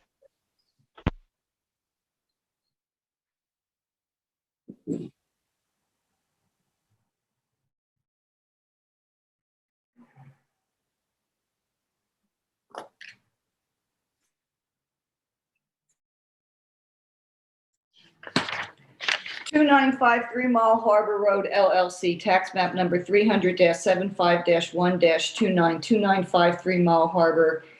And maybe Michael Capaferi's on the line. Michael? I do have a couple callers, but no one with that name. I can unmute one, see who they are. Okay. I'm going to unmute the caller with the last four digits, 7025. This is Michael. Michael, hi. Hampton Point. Yep. How you doing? How you doing? How are you? Okay. I'm very good, thank you. Okay, let me just get my files together. All right, so we are talking about a sign that was part of their business sign application the last time, but it was Correct. over the amount of square footage allowed, and Michael chose to put in a new application for this one sign where he could have done a modification. So what I'd like to do is I'd like to ask Kyle to put up the photograph of the building with the old ship store signage on it, and I'll read into the record what this is for. This is for a single-sided sign to go on the building, which used to be the old ship store building. And it is 28 by 28 inches. It is single-sided, of course, for a total of 7.84 square feet. And if you'll go to the new rendering that they submitted. All right, that has the old proposal on it, but that's the design of it. And it is a white building. A white sign with a green lettering. Do you know the name of that green lettering? I can get that for you, Betsy. It's like a seafoam green. So let's call it seafoam green. Yep. Okay. Does anybody have any questions for Michael? No. Okay. I do. You do? Yes. Is this going to be a cafe that serves lunch and breakfast, Michael? No, it's a resort shop. We have another Buongiorno in Montauk, and we will bring in some pastries. And there's no seating in the ship store. 75% retail. And we will serve coffee, as we always did, and pastries. No seating. Okay. And it's primarily retail. I want to caution you that you don't have approval for any kind of wet, food service as per the building department. So while the sign is obviously different, Correct. You can have a sign for whatever you want.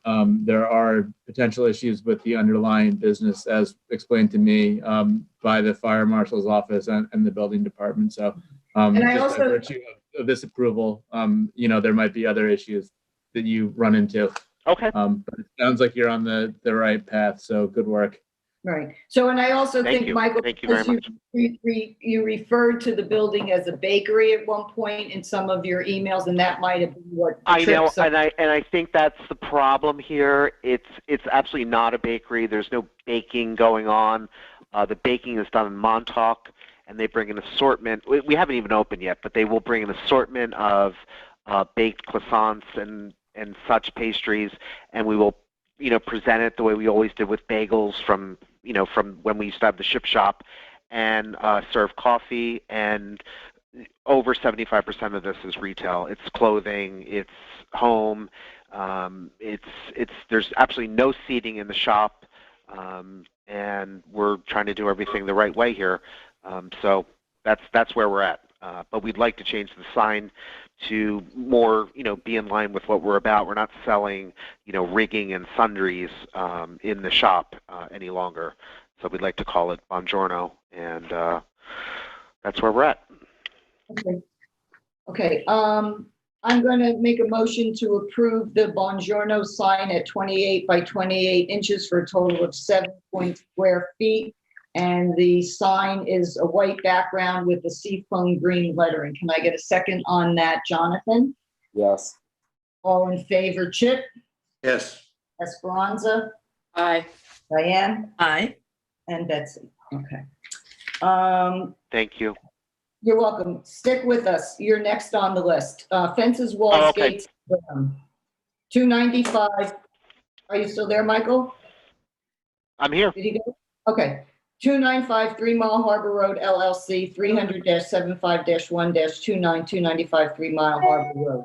This is an application for us under fences, walls, gates, and berms for a new wood fence that has been installed. It is in the pool area, however, it isn't around the actual pool. If you can show some of my pictures, Kyle. Oh, man. Okay, there it is. Okay. This is 48 inches in height and 44 inches in length. And I just want to... 44 inches in length? I'm sorry, 40 feet. 44 feet. Sorry, you cut out. I got 48 inches in height. 44 feet. Okay, thank you. Okay, and it's a natural wood.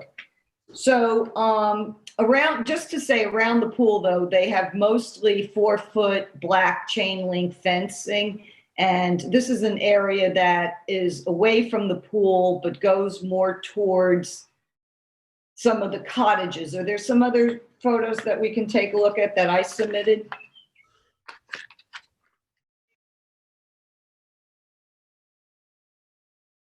This is the group that we looked at yesterday, Kyle, that didn't end up on this for whatever reason. Okay, so Kyle, it's not worth it. Let's just keep going. If we can put the cursor on the photograph and blow that up, I have a question for Michael. Okay. because for some reason, all of a sudden, my notebook disappeared. The fencing itself is 4 feet. The caps I think are so they're 48 inches. With the caps, I think it's 54. That would be correct. That's correct. Okay. But if you blow that up, Michael, and look way towards the back. I see it. Yes. There's a post that is taller than the others. Can you get it bigger, Tyler? I'm with you, Yeah. Betsy. That used to be a light fixture, but we're having a problem with the actual underground electric, so we're not really sure what we can do there. It was a light post at one point. We'd like to put the light post back for safety, but so far we've been unsuccessful. Somewhere along within the lawn, something's cut, so we're kind of at a standstill with that. Right. Kyle, is there any way that you That can was blow that was a light post. Right, because I want to show, because I took a picture of it, and there's actually a electrical wire coming out above the fencing and below the cap on the post, right? And so I thought maybe you were putting a new fixture in there, but obviously you're planning on, you had a fencing or a gate there before that you replaced? Or you just had a light post? No. We had light posts right there. It was a white light post, but we're having a problem with the actual source of electricity there has been cut underground, so we're kind of at a standstill. But we would like to put the light post back. All right. Is it an existing light post that was there, or are you going to put a new? Oh yes, of course. Oh no, it was always existing. Okay. All right. But I'm saying you're going to put the fixture that was there on it. On it, exactly. Okay, all right. I'm going to make a motion to approve this fence unless anybody has any questions or problems for Michael. I have no problem with that post being a little tall if they have a light there for at night, a walkway, to shine the light towards the cottages. Can I get a second on that, Chip? Second. All in favor, Jonathan? Yes. Esperanza? Aye. Yeah. And Diane? Aye. Aye. All right, Michael, hold on there 1 second, okay? When I was up there to look at this fence, so you're okay with that? You're good to go on both the sign and the fence. When I was up there to look at this, I noticed that the roadway sign has been swapped out and it looks very nice. And the old white gooseneck lamps that are 2 feet above the 7-foot post we talked about at the last meeting when we approved the roadway sign, and you were going to look into either changing them to black or. We are, Betsy. We're sourcing an overhang that's horizontal, but it's all one piece. But we're sourcing from Europe, so we're not quite there yet. But we're going to do a resubmission on that in black, not the white, not two white, but one overhead in a matte black. But we don't have the schematic yet for the submission, but that should be within the next week or so. Okay, because I'm trying to just think what's the best way for housekeeping on your resolution, because the resolution right now states your 3 awning signs and your roadside sign, and I wanted to know what I should put on it with regards that we're not approving the existing white goosenecks, and we could put a TBD. And then you can come back and do a modification, or do you want us to hold the resolution until you can submit a spec sheet, and then we can just hold it because it's probably only going to be within 5 days. Okay, so I'll have staff. And we'll resubmit it. Right, for your business sign, and then what we could do, I mean, you're right, for your business sign resolution, and then when you get the spec sheets, get on the agenda. We'll approve the spec sheet, and then we'll add it to the resolution all at once. How's that? Is that okay, David, to do that? Perfect. Yes, Betsy. All right, thank you. Okay, so, all right, so we'll see you. Hopefully, you'll let us know before next Thursday. So we can get you on the meeting for June 24th. Will do. Great. Thanks, Michael. Have a good weekend. Thank you very much, everyone. Thank you. Okay.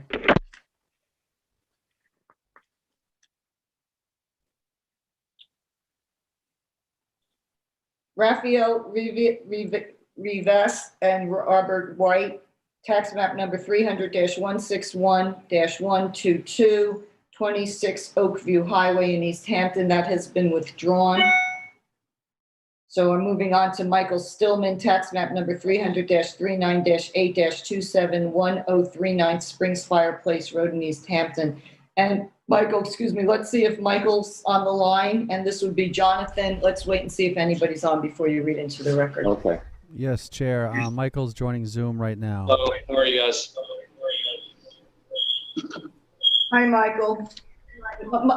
Our Michael from LTV, can you advise Michael Stillman about his feedback? Yeah, sure. Michael, if you have our broadcast in your room with you, could you mute it, please, if it's on television, perhaps, or just so that we can communicate just through the computer? I just fixed it. Sorry, guys. Thank you.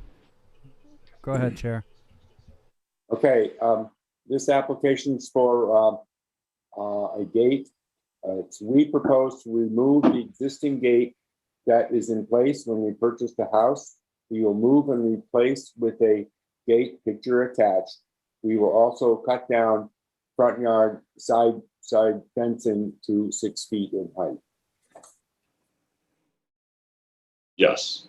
So I think we were actually in front of ARB before we bought the house. And you have reviewed this property before for fence height. And so we received approval to keep the fences in the back and starting from the front of the house, for the backyard at their current height. But the recommendation from committee was that we needed to cut down our fences to 6 feet, and also that the gate was in a dangerous location, and it also, had not been approved. This was all done by the previous owner, right? So now we, as new owners, are coming back to make good on the committee's recommendations by lowering the fence height. And then also, and we've attached a survey to show that we would propose we've attached the survey showing the location and the dimensions of the new gate, which would be within our property line, right? Mr. Stillman, some of the stockade fencing is off of the property line now. The 7-foot stockade fence is off of the. Can we take a look at, Kyle, can we take a look at the applicant's survey? On the bottom left-hand side, if you look at the blue dashes, right? Mm-hmm. There, yeah. Go up to where it's north 78 degrees. Yeah. To the left. Lower left corner. Yeah. Like down here? Up, then the left side, to the left. The first little blue arrow. Right now, yeah. Mm-hmm. Here. No, yes, there. So those blue dashes where it looks like a part of that is it comes off of the property line, right? I guess you're right. We used this survey last time with committee, and that was not raised. Oh, dear. Sorry. We simply took the survey we used last time, and we just. No, I understand that, and I apologize if it wasn't noticed last time, but that seems to pretty clearly come off of the property line, and we can't approve, a fence that's not on your property. So if you wanted to, have that proposed over on your property, that's something that the board could consider approving. But okay. Obviously, if it's not on your property, the board can't consider that part of the fencing. Okay, I completely understood. I would say, listen, I would obviously want it on my property line. So anything that we were proposed to cut it down, but I guess what you're saying is we'd also need to, commit to moving it, onto our property line, which is fine. I'm not sure how I reflect that on a survey, given it's existing. Do I just show proposed where I just show, moving it? I'm not sure how to reflect that for you. I'm sorry. Move it. Yeah, I think what you have to do is physically move it, and then you have your surveyor come out, and then they redo the survey with the fencing shown on your property. Okay. Yeah, you could have the property flagged so you can know where the property line is, obviously, right? And then move the fencing on the other side of that. Okay, and then we need to come back. Understood. Okay. Yes, sir. It is a very rickety fence. I'm not sure if it will survive being moved. But so that's the only path forward here is to get a survey with it. Okay. I mean, I think, I mean, Betsy, correct me if I'm wrong, but it makes the most sense to do it, everything in one shot when you have, you know, everything that you want approved, ready to go, right? Or it's up to Betsy if you want to consider the other parts of it. Yeah, I have to make an apology. I was making notes from the last application when this was read into the record, and I do have the application in front of me. But I did miss Michael's history on what was going on with the property. Can you refresh my memory, please? I'm sorry. Certainly. So we were in front of committee last year, and the seller's attorney took it. This is before we closed on the house, and the committee had approved the fencing height in the back fence and the backyard fence. But the recommendation from committee was that the fencing in the front yard needed to come down to 6 feet, and also that the gate was in a dangerous location, and also, you know, not on our property line, so that would need to be moved back and replaced. So what we're here to do is just make good on the committee's recommendations, as you know, now that we are owners of the home, by cutting down the fence height and also removing and replacing the current gate so it sits within our property line. One, it also allows, you know, so it's not as dangerous, so folks can pull into the driveway and not be sticking out into the street while they wait. Right. I understand. So let me ask you this. Did you receive a resolution from the Architectural Review Board stating that they approved your fencing in the back and they approved the fencing in the front sides at 6 feet? Did you receive that?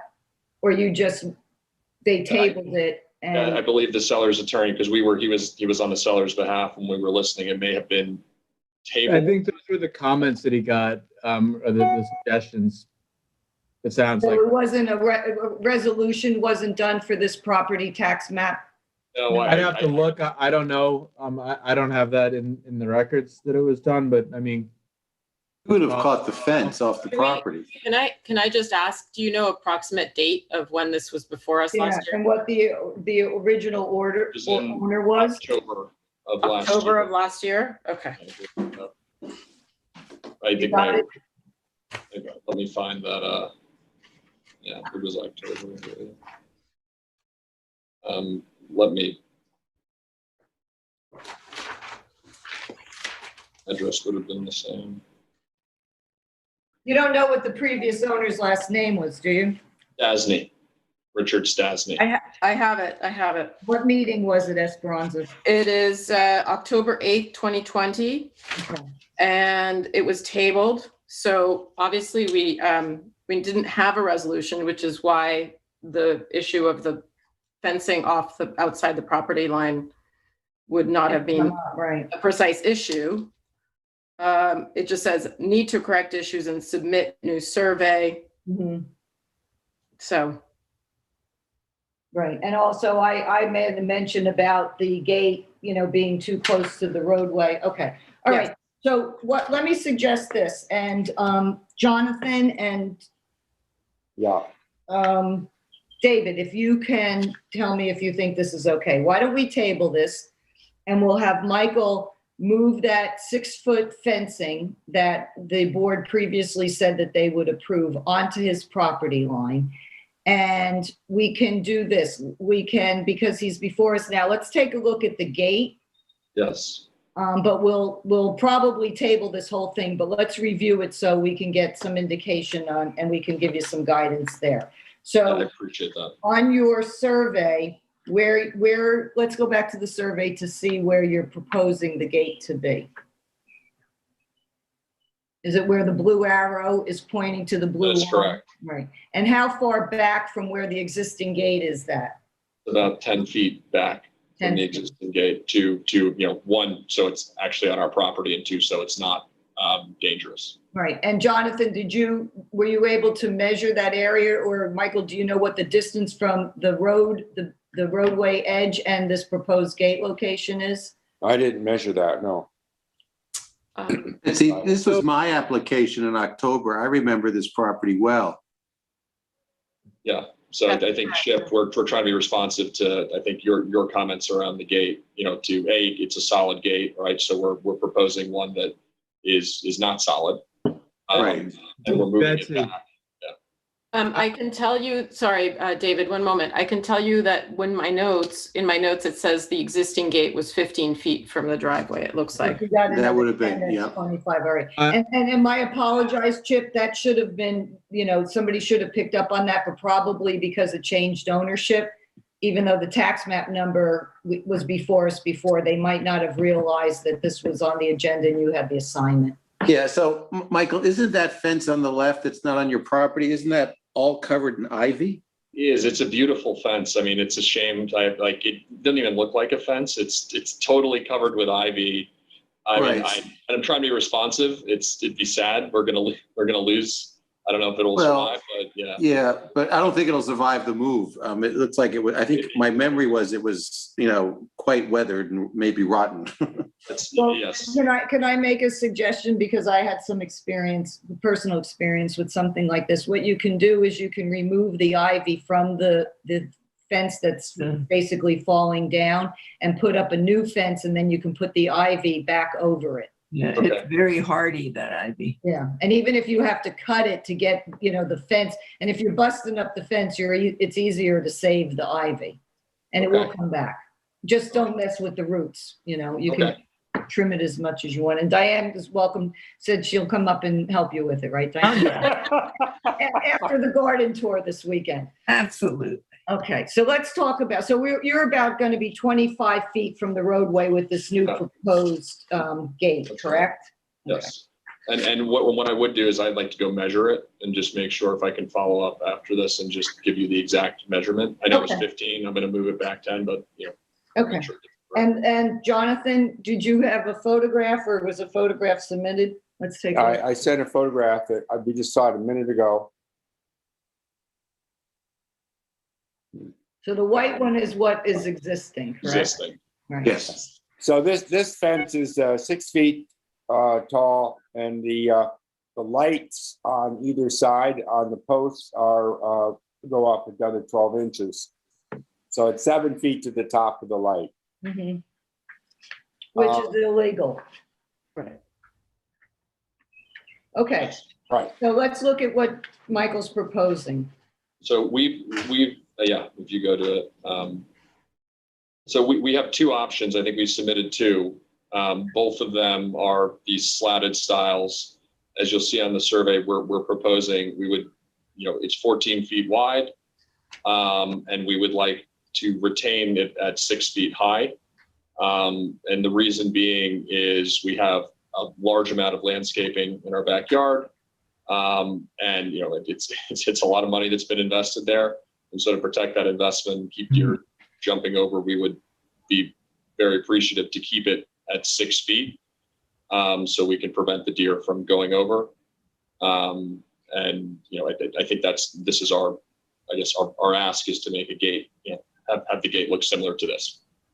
Well, I have a picture that was received May 24th that is similar, but it's. That's right. There are two options for. But it wasn't in my file, unfortunately. Yeah. Well, here's the thing.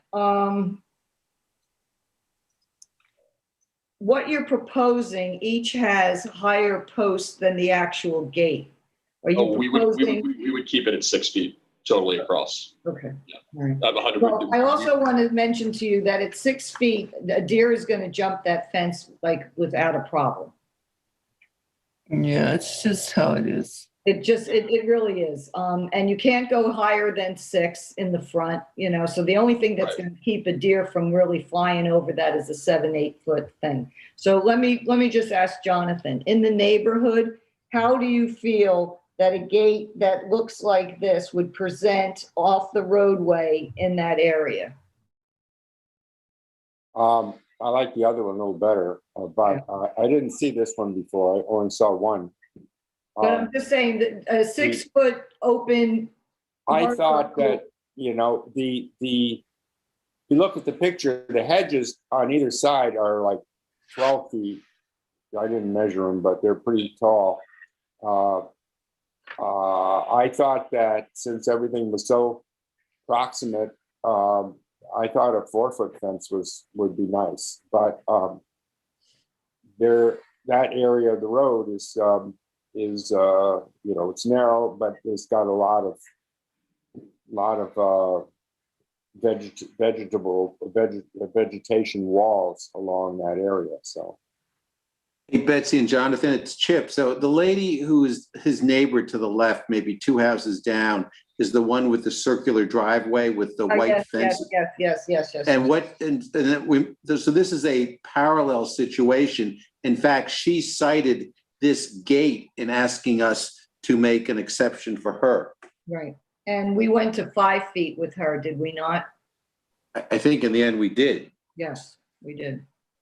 So I'd be reluctant to do 6 feet when, in the same area, we were really very stern on your neighbor about installing 2 6-foot gates in that more rural area. I like your design selection. I think it looks very in keeping with the area. But even at 25 feet back, I think that, the deer aren't going to stop jumping this. And it just, 6 feet just is very imposing that, in that area and that close to the road. Anybody else have any comments? Yes, I think that because the lot is basically, it's a half-acre lot. So if you look at the dimensional table, the setback is about 30 feet in the code for this. So at 30 feet, that basically becomes like the side yard is my reading of it. So I think if Can we you look at, I don't understand what you're saying. Can we look at a survey? Would that help? All right, say this again, David. Okay, so it's basically, this is a half-acre lot, 0.457.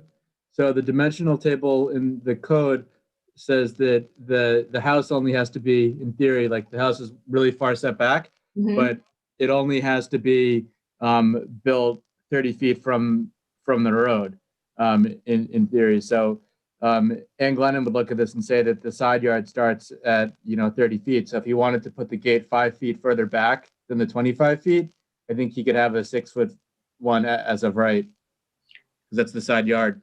But it faces the front of the road.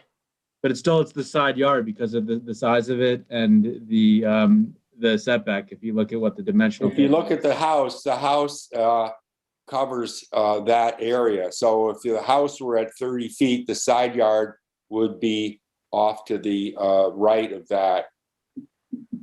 Yeah. It's always something new. Yeah, learning every day. Yeah. Remind me next time.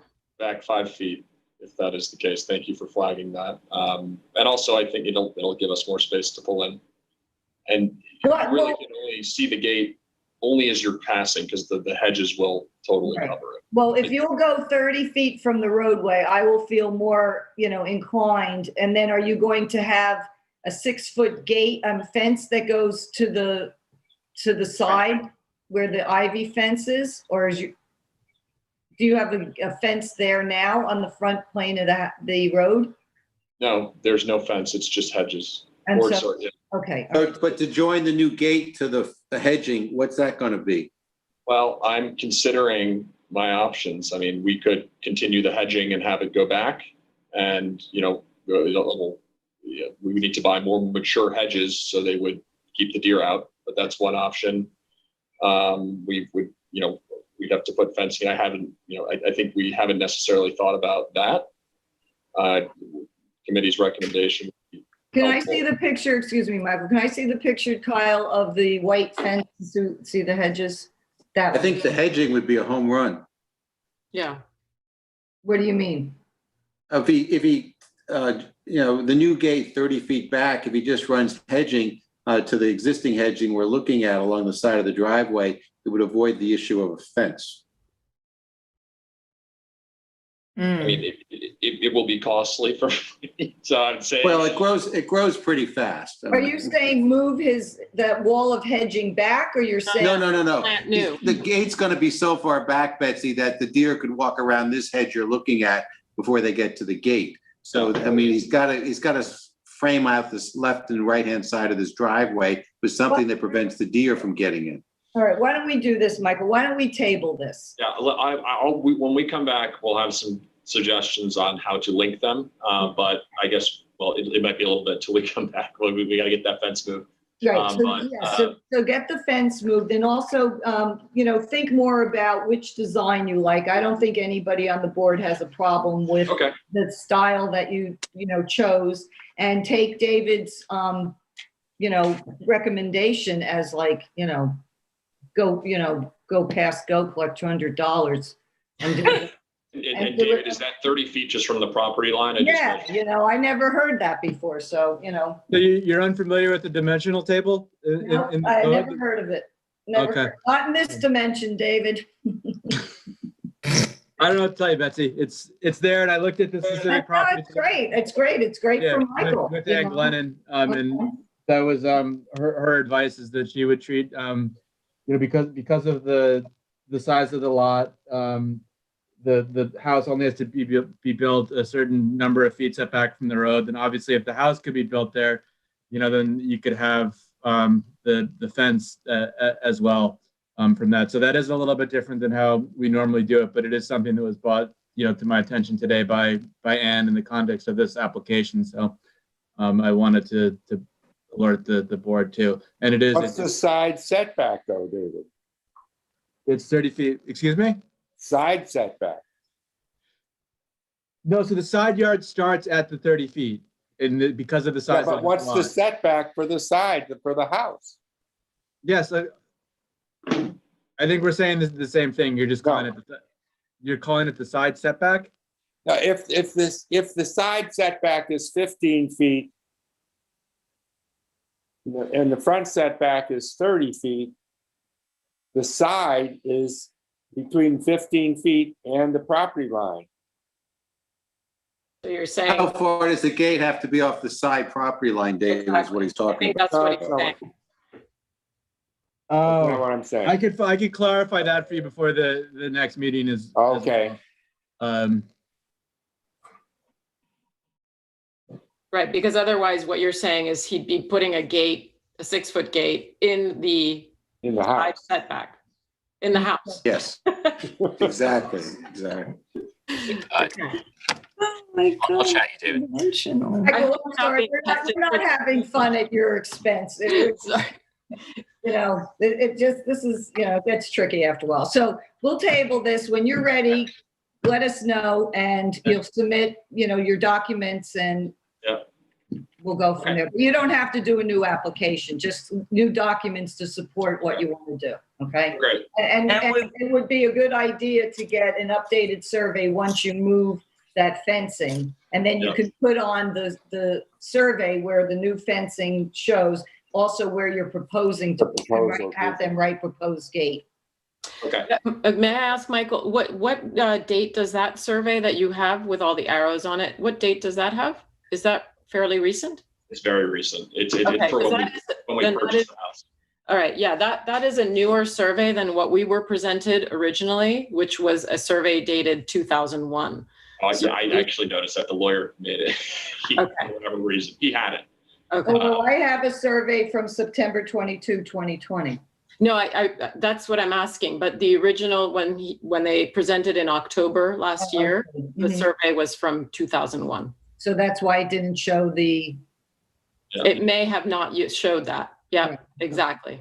All right, very good. All right, and since your survey is so new, it's so much easier for them to come out, because they'll just, they could even, do it in a digital way that they don't have to, they just have to come out and do a quick site on it.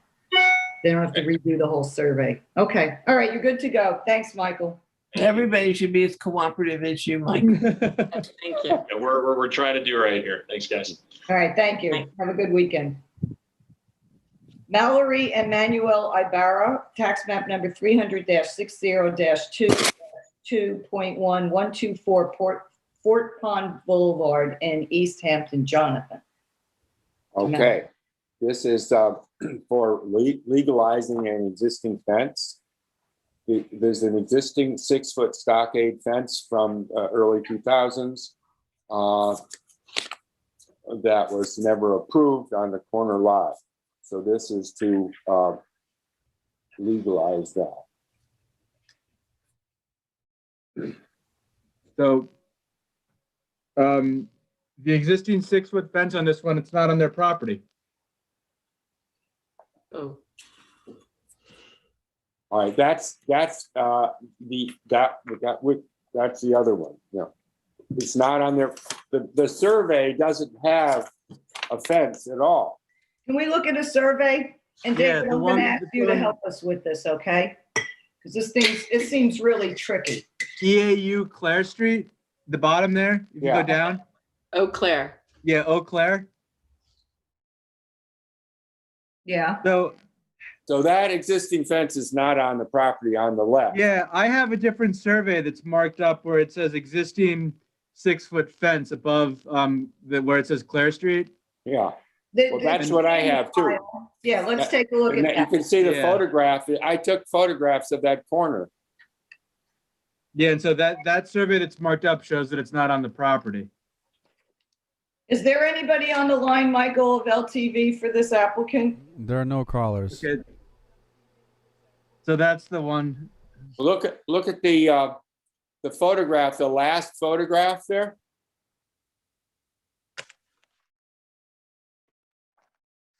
That's it. Now, that fence on the left is the one that's not just off the property line. You can see that it's bits and pieces all the way along, and it's not all 6 feet. It's up and down, and then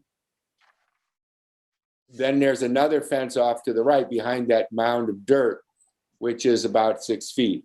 So is that, I'm gonna mispronounce it, but is that Clare Street? The one that's We're on Clare. We're on Eau Claire. Okay, so the dirt mound is on Eau Claire? Yes. All right. And the driveway's on Eau Claire as well. And to the left of the driveway is that stockade fence that we can see that is Right. off the property line. How wide is that Well, I driveway? think it's also the fencing that's behind the dirt mound. That's also off the. There's fencing behind that dirt mound, which is Yeah, 6 feet. that's not on the property either. No, it is. If you look on the survey, you can see it. It says, well, It says There- existing 6-foot fence and it's marked and it's off the. But they exist. No, that. Yeah. no, There's there's That's a, off the absolutely property. nothing there. They opened it up. This driveway goes all the way down to the other end of the property, makes a right turn and goes out to the road. if you look at the old survey, just pull that up again, please, real quick. Thank you. See where it says shed and it says pool and then below it says brick and then it says shed Yeah. and then it says fence. Yeah. Maybe that is that fence that we were looking at behind the dirt. No, that's a different fence. Okay. So I think that the fence that he's talking about is next to the 45. Well, it's next to the 16, really. Look Yeah, at the exactly. So photograph. Yeah. That's where that is in that area. Yeah. And that's on the other survey, it's marked even more definitively. All right. So all they're looking for is what? A 6-foot There- fence? It's extremely ambiguous. There's no verbs on this. It says legalizing the fence on Eau Claire or off Eau Claire at the Corner property of lot line. nearest neighbor. Right. And this came from the building department and that they're looking to get us to approve it, but it's not on the property line, so we can't approve it. And they didn't call in, so I'm tabling it. Good. Great.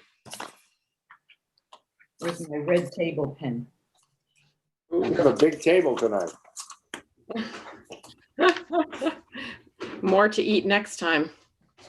Greg S. Fisher, qualified personal residence, tax map number 300-172-09-14120 Han Lane in Amagansett. And Michael, we're going to be looking for Jeff Ulysses, and Diane Benson will read into the record when Jeff comes on board. Thank you. Yes, there's no callers currently. I'll let you know if they call.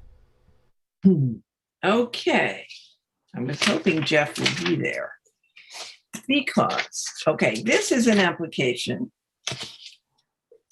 for a western red cedar gate, proposed gate at a maximum height of 5 7/8 inches and a length of 15 feet 6 inches. And that's basically what they're asking for. All right, The table. circumstances are considerable. To begin with, Diane, let's look at some pictures. yeah, but to begin with, Hand Lane is one of those beautiful Amagansett lanes that is very much a feeling of the old village with, you know, almost no fences where they are split rail fences, open lawns, lots of trees. But particularly, this is toward the southern end of the street. And it seems like its hedge is creeping up. So when I pulled up here and I came to this and I saw this split rail fence, I thought, oh, that's great. You know, that's good. And where the fence is right now is 16.5 feet from the paved way. They're proposing a very heavy, solid wall-like gate enclosed in big steel casing to go slightly behind where this fence is. And if I was to understand the owner properly, who was speaking for her husband, there's the corner of the gate. They intend to put up a privacy hedge, like the people across the street. So it's like the hedges are like creeping up from the south end. I told her that we would not look fondly on this gate at all. And I don't know where our jurisdiction falls or what our circumstances are about these hedge walls. That's Hedge wall is a planting, so we don't really have. Well, I mean, invariably those hedge wall plantings have, you know, fences inside of them. So, I mean, obviously, always, you know, you can consider whether the fence fits in with the existing neighborhood and is, you know, consistent with the. Okay, well, I think that. And if you feel that it's not, you know, you can vote accordingly. Well, I rode by 120 Hand Lane, and I thought to myself, this is so out of character for Hand Lane. The gate is awful. Yeah. You know, and the way that this very large driveway and parking area presents to the front of this house, so close to the roadway, to put another large apparatus wall-like structure there, it is so in keeping with the lanes. And if we would like to take a vote on this, I'd like to vote on it, and we'll see if it's approved as presented, or if not, it will be denied. Excuse me, Chair. I'm sorry to interrupt. There is a caller if you want me to see if it pertains to this. Okay. Okay. The last 4 digits of the phone end in 2760. I'll unmute that now. Good afternoon, board. This is Jeffrey Leaf. Hey, Jeff, how are you? I'm well. How are you guys? We're good. We were just, were you able to hear our conversation? Yes, absolutely. Okay. So Diane and I are not in favor of this style and height of this gate, or a gate for that matter, on that property, except if you wanted to put something small that's 4 feet. Esperanza, where are you on this? I completely agree. This is a wall, first of all. It's not a gate. And it is completely out of character with this area. All right. And Jonathan? I agree. Chip? I agree. It's not fitting for the neighborhood. All right. Does anybody need to see Diane's pictures anymore? She Nope. She had a nice slew of them. No, we're okay. All right. So Jeffrey, we're going to table this. You can go back to your client, said it was not accepted by the board, and if they want to do a 4-foot gate, you don't have to come back in front of us. Okay. Just a quick question. So it would have to be a 4-foot gate. Now, a 4-foot gate still would require your board approval? Over 4 feet requires our review. Correct. Okay. But under 4 doesn't, correct? Right. No, 4 and under. 4 and under, correct. 4 and above, you have to come. If it's 4'2", you have to come to us. Gotcha. Now, the height itself is sufficient enough for a denial, or is it more pertaining to the design and aesthetic of the gate? It's the height, the design, and the aesthetic of the gate, and the way it presents on that property with that very large parking area. It just doesn't fit in with the neighborhood. I think also just to add, I don't think any of us are particularly encouraging gates there. That's, I think, the point that everyone was making also. Right. And by right, your applicant or your property owner can put up a 4-foot gate if they like and doesn't need anyone's approval to do that. Right, absolutely. I just wanted to make sure I understood clearly as far as it being 6 foot. So a different design would not suffice. It being 6 foot is something that the board itself just doesn't want at this moment. I don't want to waste your time. 6 foot Gotcha. is not in that location, especially with the way that presents to the road. It's looming, and then you put another gate there. It's so unfriendly. You know, I don't know. I really, like to Esperanza's point, I don't know why everybody wants to hide themselves in. Well, they explained to me that, I mean, they built a house that is almost all glass in the front, and they want privacy. You know. All right, Jeffrey, I don't want to get into this anymore. Thank you. Table. I appreciate it. Thank you, guys. Okay, C of O's, Ginger Harris, tax map number 300-193-1-7.1, 5 Wainscott Howell Row in Wainscott, Esperanza. Yeah, so I have visited this property, and excuse me one moment. I just want to make sure I go through with everything. This applicant was before us in February of this year with the installation of a generator, and then the relocation of various and just adjustments to their original application, which was from 2018. I have visited then in February, before February, and then I visited recently, and everything is as appears on the resolution. And I have then also re-reviewed the submitted revised plans. And again, I think everything checks out with regard to the proposed design of the house, which was the original resolution in 2018. I just had a question about, and if we could just briefly, I'm sorry, David, if I could bring you into this again, just to make sure that we're on the same page and in the right place with regard to the with the fencing that's on the property, and if you have that plan in front of you. Let's look at your pictures first before we get into the fencing that you took. Well, and you will see the right, and you'll see what we're approving for the C of O, but you'll also be able to see, and let Esperanza explain the fencing that we're talking about. Okay. Okay, so the pool fencing, obviously, that's by code, and that's fine. It's 4 feet as indicated.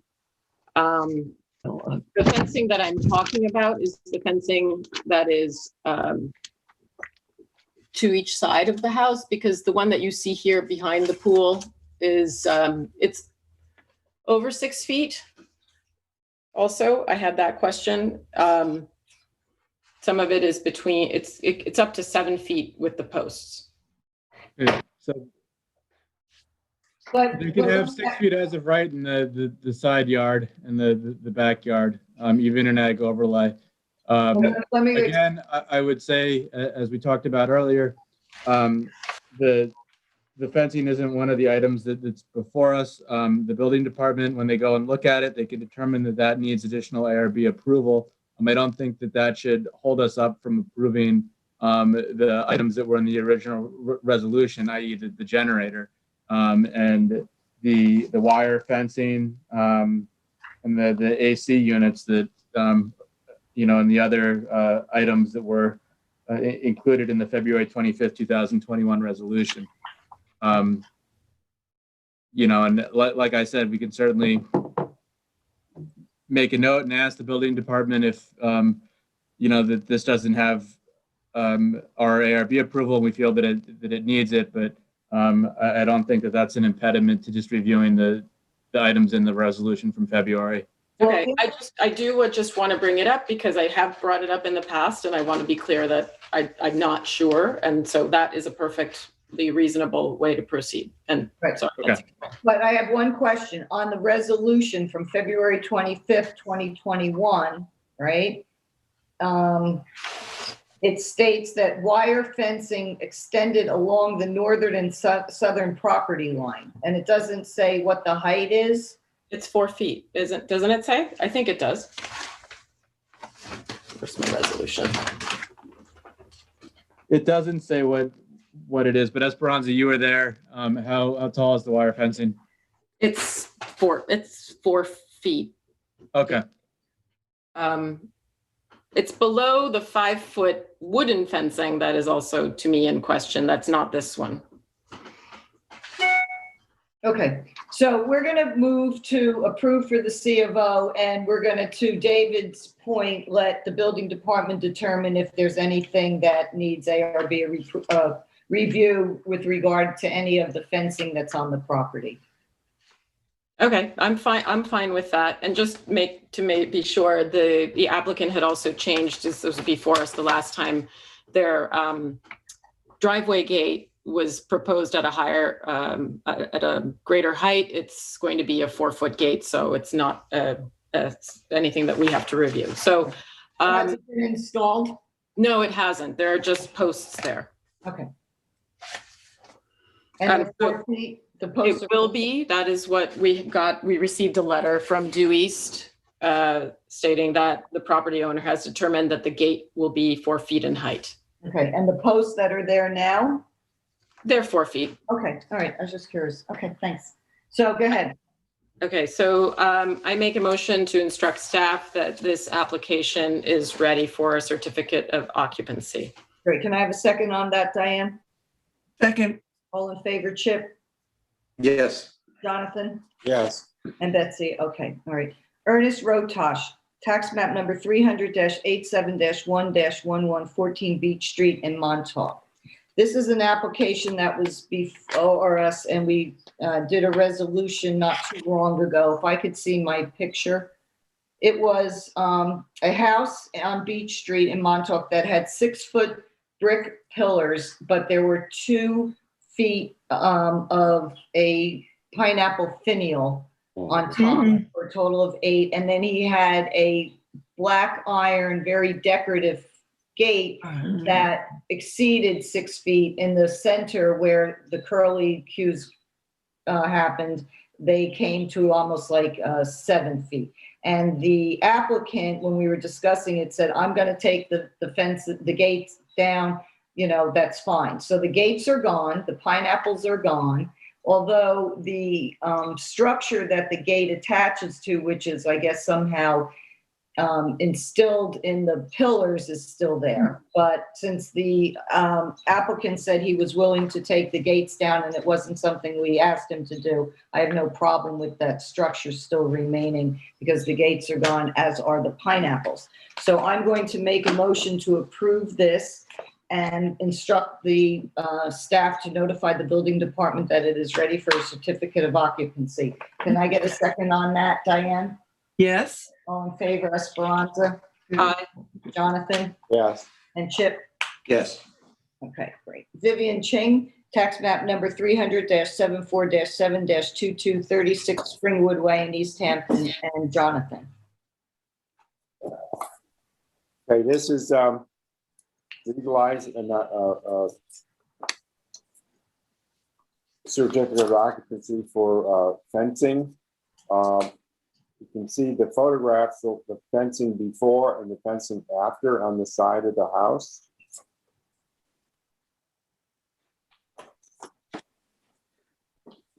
You can see the photograph.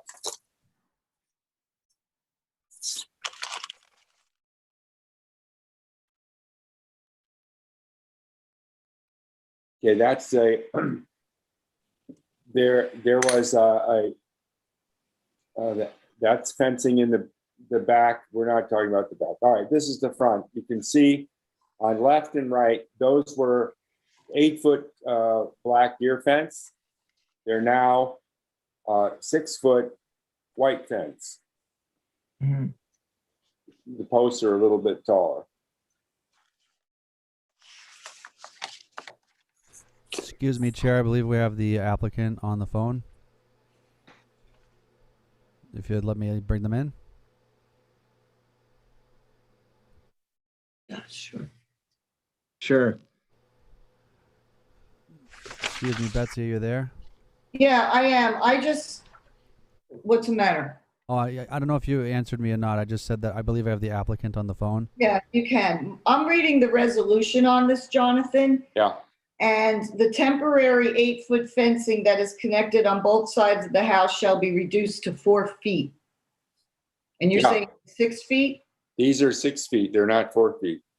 So there was layers of 8-foot fencing that was, I think, that was behind the fencing on the sides of the house, if you recall. No, that's part of the application as well. Sure. That Yeah. says the board approved black wire mesh deer fencing on the northern side and the rear side around the pool, 7.5 high.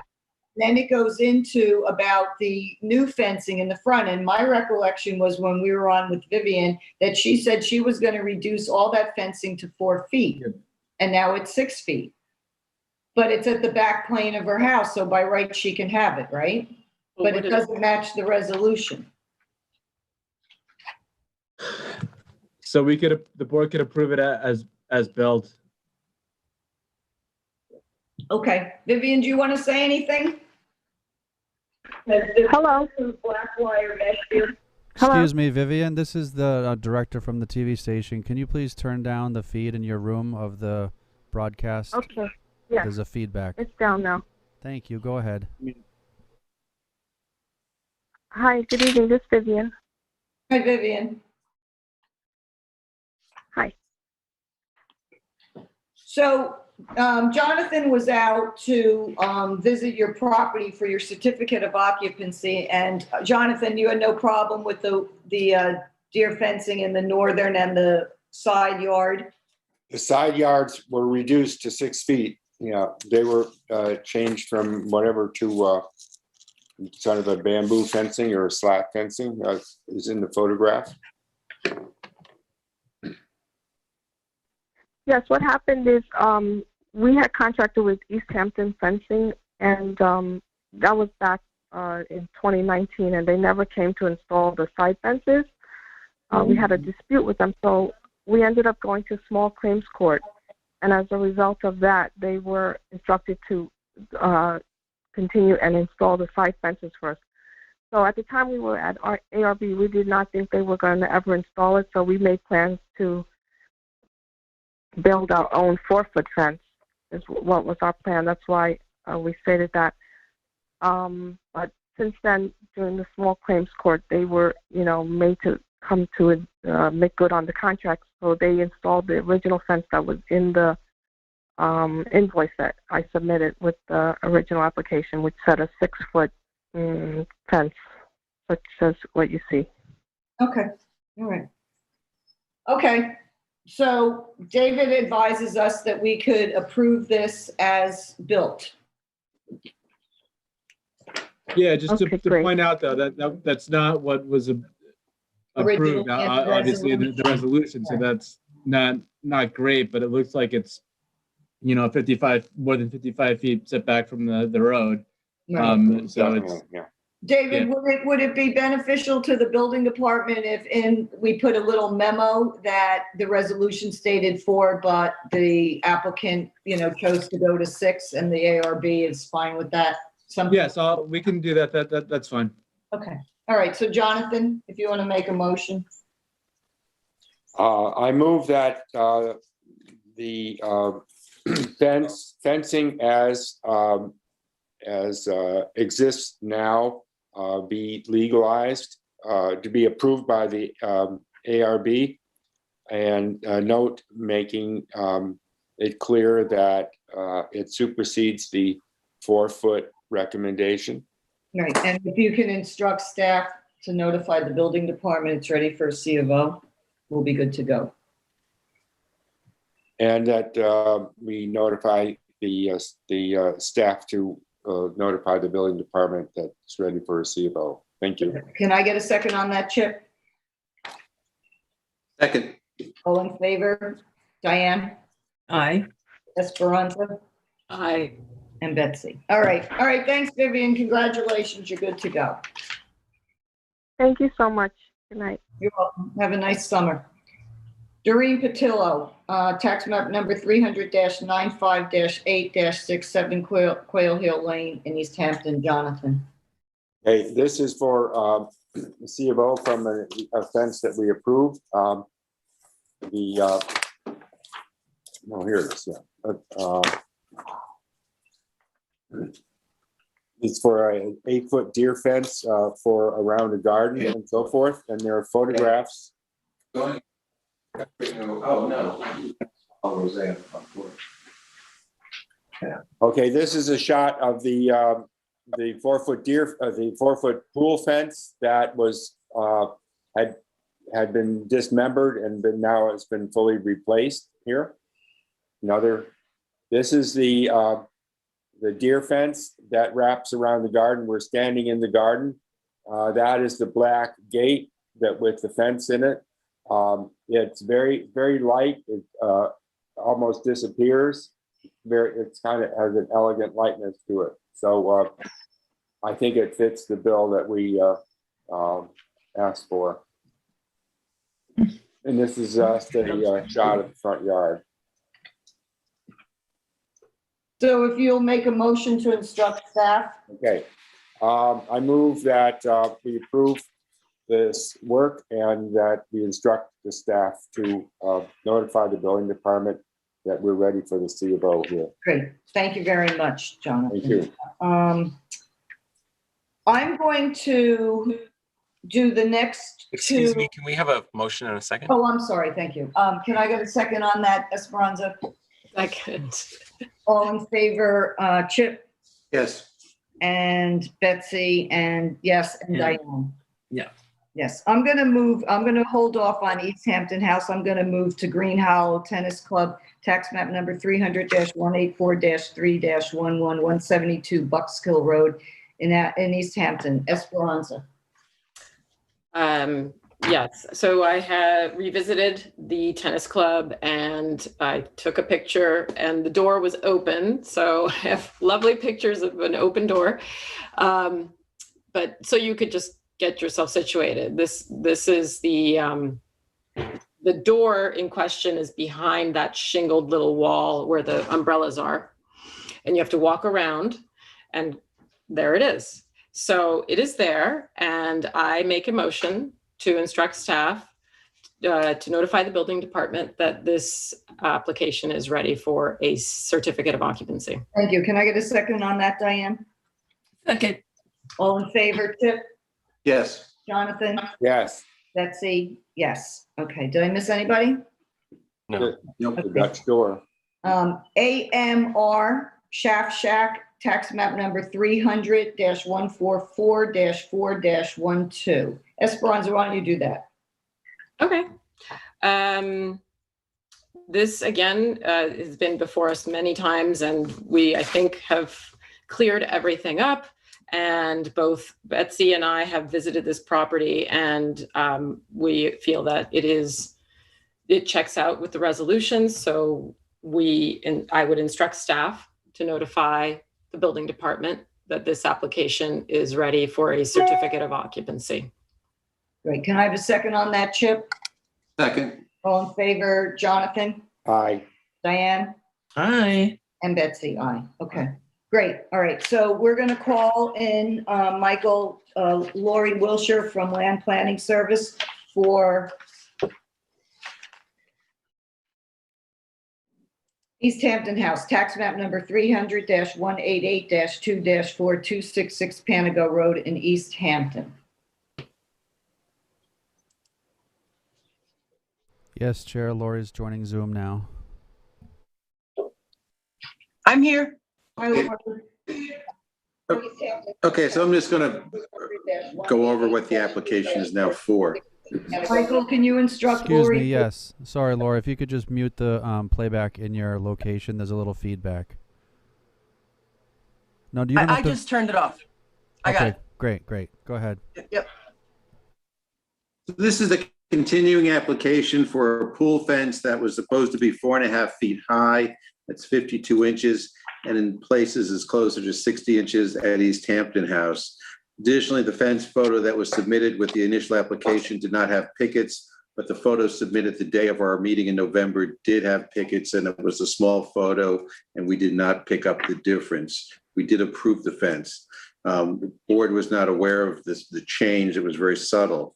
The applicant has now obtained 2 options to reduce the height of the fence, costing either $6,000 or $8,000, depending on how they proceed. Laurie? Yes. You want to comment about the situation? Sure. Yeah, we submitted quite a few things, actually. We did some research because we weren't sure what qualified as a picket fence, and the engineer. Laurie, we're not interested in any of that. We're not going to look at any of that county stuff. We're not relevant. we're not litigating this. We just want to know from you what your applicant's position is based on our concerns. So our position is that the pickets have to remain because it's code. It's required by the health department and by New York State. That's reinforced by our engineer. And it's also contemplated in the 2 options for cutting down the fence, in that one says, just lost it, sorry, will not meet health department code. That's the $6,000 option. And the other one does meet health department code, but it will cost them $8,000. We also submitted information about the shrubs that have been planted around the fence, all of which are going to be growing and maintained at 6 to 8 feet in height. So this fence will not be visible once those shrubs establish themselves. All right, I have one question for you. With regards to the Victorian fence estimate, now that your position is, and I'm not saying that I or anybody else on the board is in agreement with it, but that you have to have pickets on a pool fence. On commercial property. If on a commercial property, does it say that in the code? We've provided the engineer's letter, which is. No, but does it say that the Suffolk County Department of Health Services require pickets on pool fences on commercial properties? Does it does. Say that it says. anywhere? It does. Basically, you didn't see the letter. I'll read it. No, I'm looking right at it, but it doesn't say specifically on commercial properties. Well, it does say the requirement for pickets to extend above the top rail can be found at section 5.10.6 of the Suffolk County Health Department Code. I don't believe the Suffolk County Health Department regulates residential pools or pool fences, so it would have to apply to commercial. And I will note that the Health Department has signed off on this pool and fence installation as of May 24th of 2021. We understand that. Okay, so my one question to you is with regards to these estimates. I'm just asking the question so the board has a clear understanding. If they were to cut down the fencing to be at the height of the resolution, they wouldn't be able to cut the pickets off, to your point. So they'd have to cut the bottom off to reduce the fence. And you're saying that, am I missing? No, nothing about cutting the bottom off, no. Then how would they reduce it? If they're not allowed by the Suffolk County to cut the pickets off, how would they reduce it to 4.5 feet? Okay, so what they would do is cut the fence down to the required height, top down. They're going to remove the top rail and make it a 2-rail fence, cut the post down to match, install finials, which are your pickets on all 3/4-inch picket tops. There'll be finials that will be pickets individually installed on top of each rail, each vertical rail. And then also replace the gates to match the new height. Okay. So to the board, What we're looking at is anywhere from a $6,000 to an $8,000 expenditure to basically keep the same design that is the issue that we have. And they would then drop it down to the approved height of 4.5 feet. So we're still looking at a fencing area. Did I say gate? I'm sorry, fencing, where the design was not what we thought we were approving. And even by them reducing it to the approved height, it's still going to look like, you know, a Gothic style fence. So I'd like to take a vote on this. So I'm going to petition the board to vote on approving the existing fencing as built. Diane, is that a yes or a no? Well, I would like to qualify and say they should have spent a little bit more money on the plantings to begin with. We might not have had this issue, but it seems futile. So I'm going to say plantings don't really come under our. I know. Let me ask you this, Lori. Are all those plants that Mr. Rifkin is doing it? Are they in there now? They are in there now. Yeah, they're you know, they're the little. Remember when the pictures were taken, they had no leafage. So like, for instance, the Rose of Sharon is already as tall as the fence, but it didn't have any flowers or leaves. But a Rose of Sharon is only, you know, giving coverage in the summer. In the winter, that's going to be completely visible. That's Well, nobody's there in the winter and you can't see the pool from the road. That doesn't operate all year long? For all of those reasons, I vote yes to allow it. Okay. And Jonathan? Yes. And Chip? I'm very discouraged by this application and the way Lori has handled it, but I will vote yes. Esperanza? I vote yes. And I okay that as well. All right, we are going to, whose application was this? Chip, can you make a motion to approve this as built for the certificate of occupancy? Make a motion that we approve the existing pool fencing and instruct staff to inform the building department it's ready for a certificate of occupancy. Right, and let's put in there that there's a memo to the building department that we're approving it as built. And the sign. Sign we did already. Okay. The sign was done last time. We did that last time. Okay, thank you very much. All right, thanks, Lori. All righty, have a good night. Okay. Okay. I'm going to make a motion. 7 o'clock. Woo! I'm going to make a motion at 6:58 on June 10th, 2021 to close this meeting. Can I get a second on that, Chip? Chip. Second. Wake up. All right, and all in favor, everyone? Yes. Aye. All right, thank you all for your hard work. I appreciate it. Thank you. Thank you, Kyle. Thank you for your hard work. Go to sleep. Good night, Betsy. Sleep well.